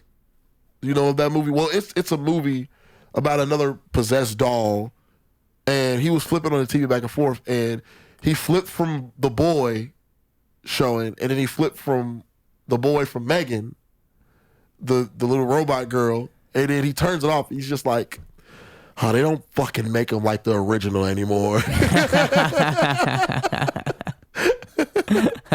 And I'm just like, yeah, Chucky, they fucking don't, dude. They fucking don't. Did they have Mark Hamill on both of them, the movie and the show? Not the show, but the movie, it was Mark Hamill. And he did a really good job. Yeah. I liked him. It's just the story was bad. Well, he can't do any wrong. Mark Hamill can't do wrong. Yeah, Mark Hamill can't do wrong. But the story was terrible. The whole, like you said, they took the fun out of Chucky. Like, he's a possessed doll. They took the force out of Luke. They took the fun out of Chucky. Man, like poor Mark Hamill. Like, how do you have Chucky without Charles Lee Ray? I'm sorry, they took the Jedi out of Luke, I should say. But how do you do it without? How do you have Chucky without Charles Lee Ray? That makes no sense. Well, and I think it's just this whole idea. Like it's the problem with any reboot. It's that they try to reinvent the wheel. You don't need to reinvent the wheel. Yeah, you don't. Especially. I often wonder who they're making these things for. Because if you're making a reboot, a remake, and anything, why are we reinventing? Why are we changing things? I mean, if anything, maybe just to garner attention. Because, like, there is no need. The people who are a fan of this don't want that. Yes. They want something that respects the original. Listen, I'm not a fan of reboots, but I will say this. If you do reboot a movie, there are some aspects of a reboot that you have to have. Yes. You have to have. Because it is from the original story that is a major premise to the story. And I would say you can't, one of the biggest rules you can't break is you can't retcon or replace like motivation. You shouldn't over-explain. If it's like a character we've never learned the backstory of, don't give me a backstory. Don't retcon it. Don't over-explain it. Just let them be the mysterious thing they always were. That's what the new Nightmare on Elm Street movie messed up, right? Didn't they, when they tried to reboot Nightmare on Elm Street, they tried to go into Freddy's character too much. No. We don't need it. The first movie gave us just enough. We never needed all that Or even a stuff. perfect example was the live-action Lilo and Stitch. Yeah. There was no Jumba. What? I didn't know that. Oh, you didn't watch it? No, there's no Jumbo. I just steer away from I'm sorry. all No, not Jumbo. Not Jumbo. There was a Jumbo. Zach Galifianakis played him. Not Jumbo. There was no Gantu. Oh, the cop guy who's always... There was no Gantu. This the big shark-looking guy. There was no Gantu. Yeah. Everybody was like, what the fuck? There are some things you just can't change. Mm-hmm. Or even... Or Jumbo... Because, you know, in the original Lilo and Stitch, Jumbo had kind of like a Russian kind of like accent. Zach Galifianakis played Jumbo, so he didn't have a... It was Zach Galifianakis playing Jumbo. Yeah. You know, Zach Galifianakis. What are we doing? I'm pretty sure that whenever these big name actors are in voice actor roles, the directors tell them not to do the character because then they won't be recognizable. So you should just do your regular voice. Why else would Chris Pratt have not done a Mario voice? You know, I'm pretty sure they told him not to. Probably. I'm pretty sure they said, no, just be you. No one's gonna care. Exactly. No one's gonna care either way. And guess who was right? Probably them. That's the craziest part. They were right. And like it's just maddening to me, like with that type of stuff, because it's like you have so many phenomenal voice actors who would kill it. They would love to have a role like that. Kill it. And instead you just give it to somebody who's not even gonna try. And probably because that's what you want. You don't even want somebody who's gonna try. You just want a name you can put on the poster. Yeah, I don't get it. Because they don't care. They don't care. I mean, as soon as they announced the casting for the Mario movie, I was just immediately like, oh man, what a missed opportunity. Because you could have done the cast of the Mario games. You could have given them all a movie. Imagine the payday for those people. I know. They've never seen anything like that before. You didn't need Chris. You think a kid gives a fuck if Chris Pratt is Mario? I'm telling you, they don't care. And that's what I'm talking about. They don't care. Who are they selling these movies to? Who is this for? Exactly. I don't even think they know. I think that they're delusional. They're just seeing dollar signs, and nothing actually even makes sense. That's all they see is dollar signs. Because like that's all they see. The market of that movie is to them. Kids. That's all that matters. Kids, and it's parents who don't give a fuck who's in the cast of the movie. They don't care. There's a couple casting choices that are good in that. Charlie Day as Luigi, Jack Black as Bowser. Yeah. There's a couple good ones where it's like they nailed it. They were a good choice. And then there's other ones where it's like Anna Taylor-Joy as Peach. Yeah. Why? I don't even recognize her voice. Who knows her voice? It makes no sense. It makes no sense. And it's just so you can put a fucking name on a post. And it's like, the point I'm making is, it's a video game movie with voice actors that are already in the game. Exactly. Like you could literally be faithful to the games and give these actors a great opportunity. They did the same shit again when they made the Snow White movie, and they were so worried about what Peter Dinklage had to say that they just didn't give any actors any opportunities and just made it all CGI. And guess what? It looked bad. All because Peter Dinklage said that little people don't like to get typecast, which isn't true, by the way. They actually love to get typecast. Not true. Because they want to get roles. So he just doesn't like it, and he likes to speak for everybody else. That's actually what happened. Because I remember Wee Man came out and said, "What the fuck, Peter Dinklage?" Personally, I would have loved to be in that movie. It was funny. Wee Man did do that. He came out in defense of little people. All right, but we can wrap up here. It's been a good 2.5 hours. Yeah. We talked about basically all our favorite movies. I mean, you're just as much of a dork as me, so that's all our favorite movies, all our favorite shows. I could probably do that for another 2 hours if you let me. I definitely can too. I'm sure you can. At the end of the show, we do 2 things. Boom. 1. Advice for the children, all right? The 3 to 5-year-olds, my core audience, the kids. They're going to take off their earbuds, their headphones. They're going to enter the real world. It's up to us wise cinephiles, to give these kids a piece of knowledge. Cinephile, by the way, means movie lover, folks. I guess in this context, it might not be the best time to use a file word. I didn't even think about that. Didn't even think about it until after I said it. Cinephile does not mean what you think it means. It means I like movies. So this movie lover over here is going to give the kids a piece of advice, a nugget of knowledge, a little piece of wisdom contained within his brain. I don't know what it is. He knows what it is. He's going to whip it out on him. And also 2, The social media is where people can find you, the place they can see your face, what they type in to see you, where they maybe can catch you in the real world. This comes out like a month from now, so just keep that in mind if you're going to say a date or anything. But boom, the floor is yours. All right, I just want to say, if you got a dream, man, follow it. And the main thing about it is don't be afraid to fail. I've dealt with that in the past, and I got to say, failing comes before success.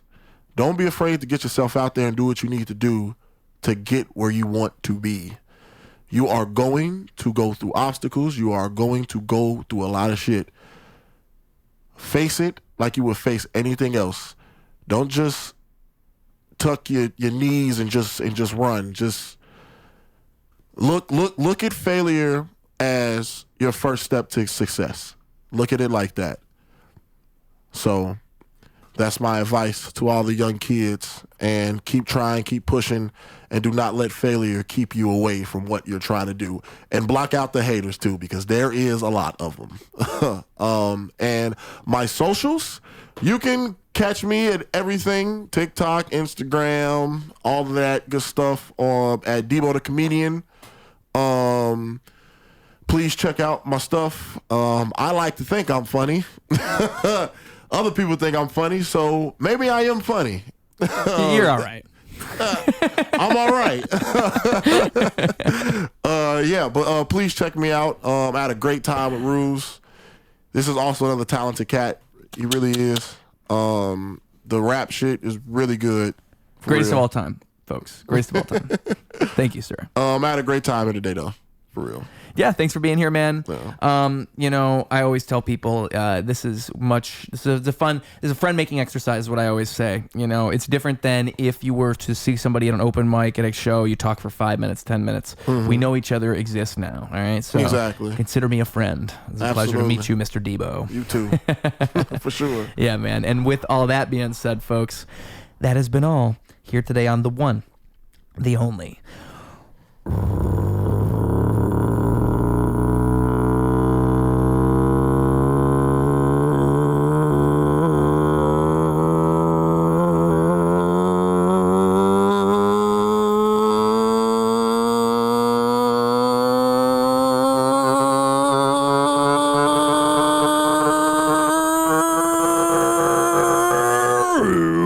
Radio.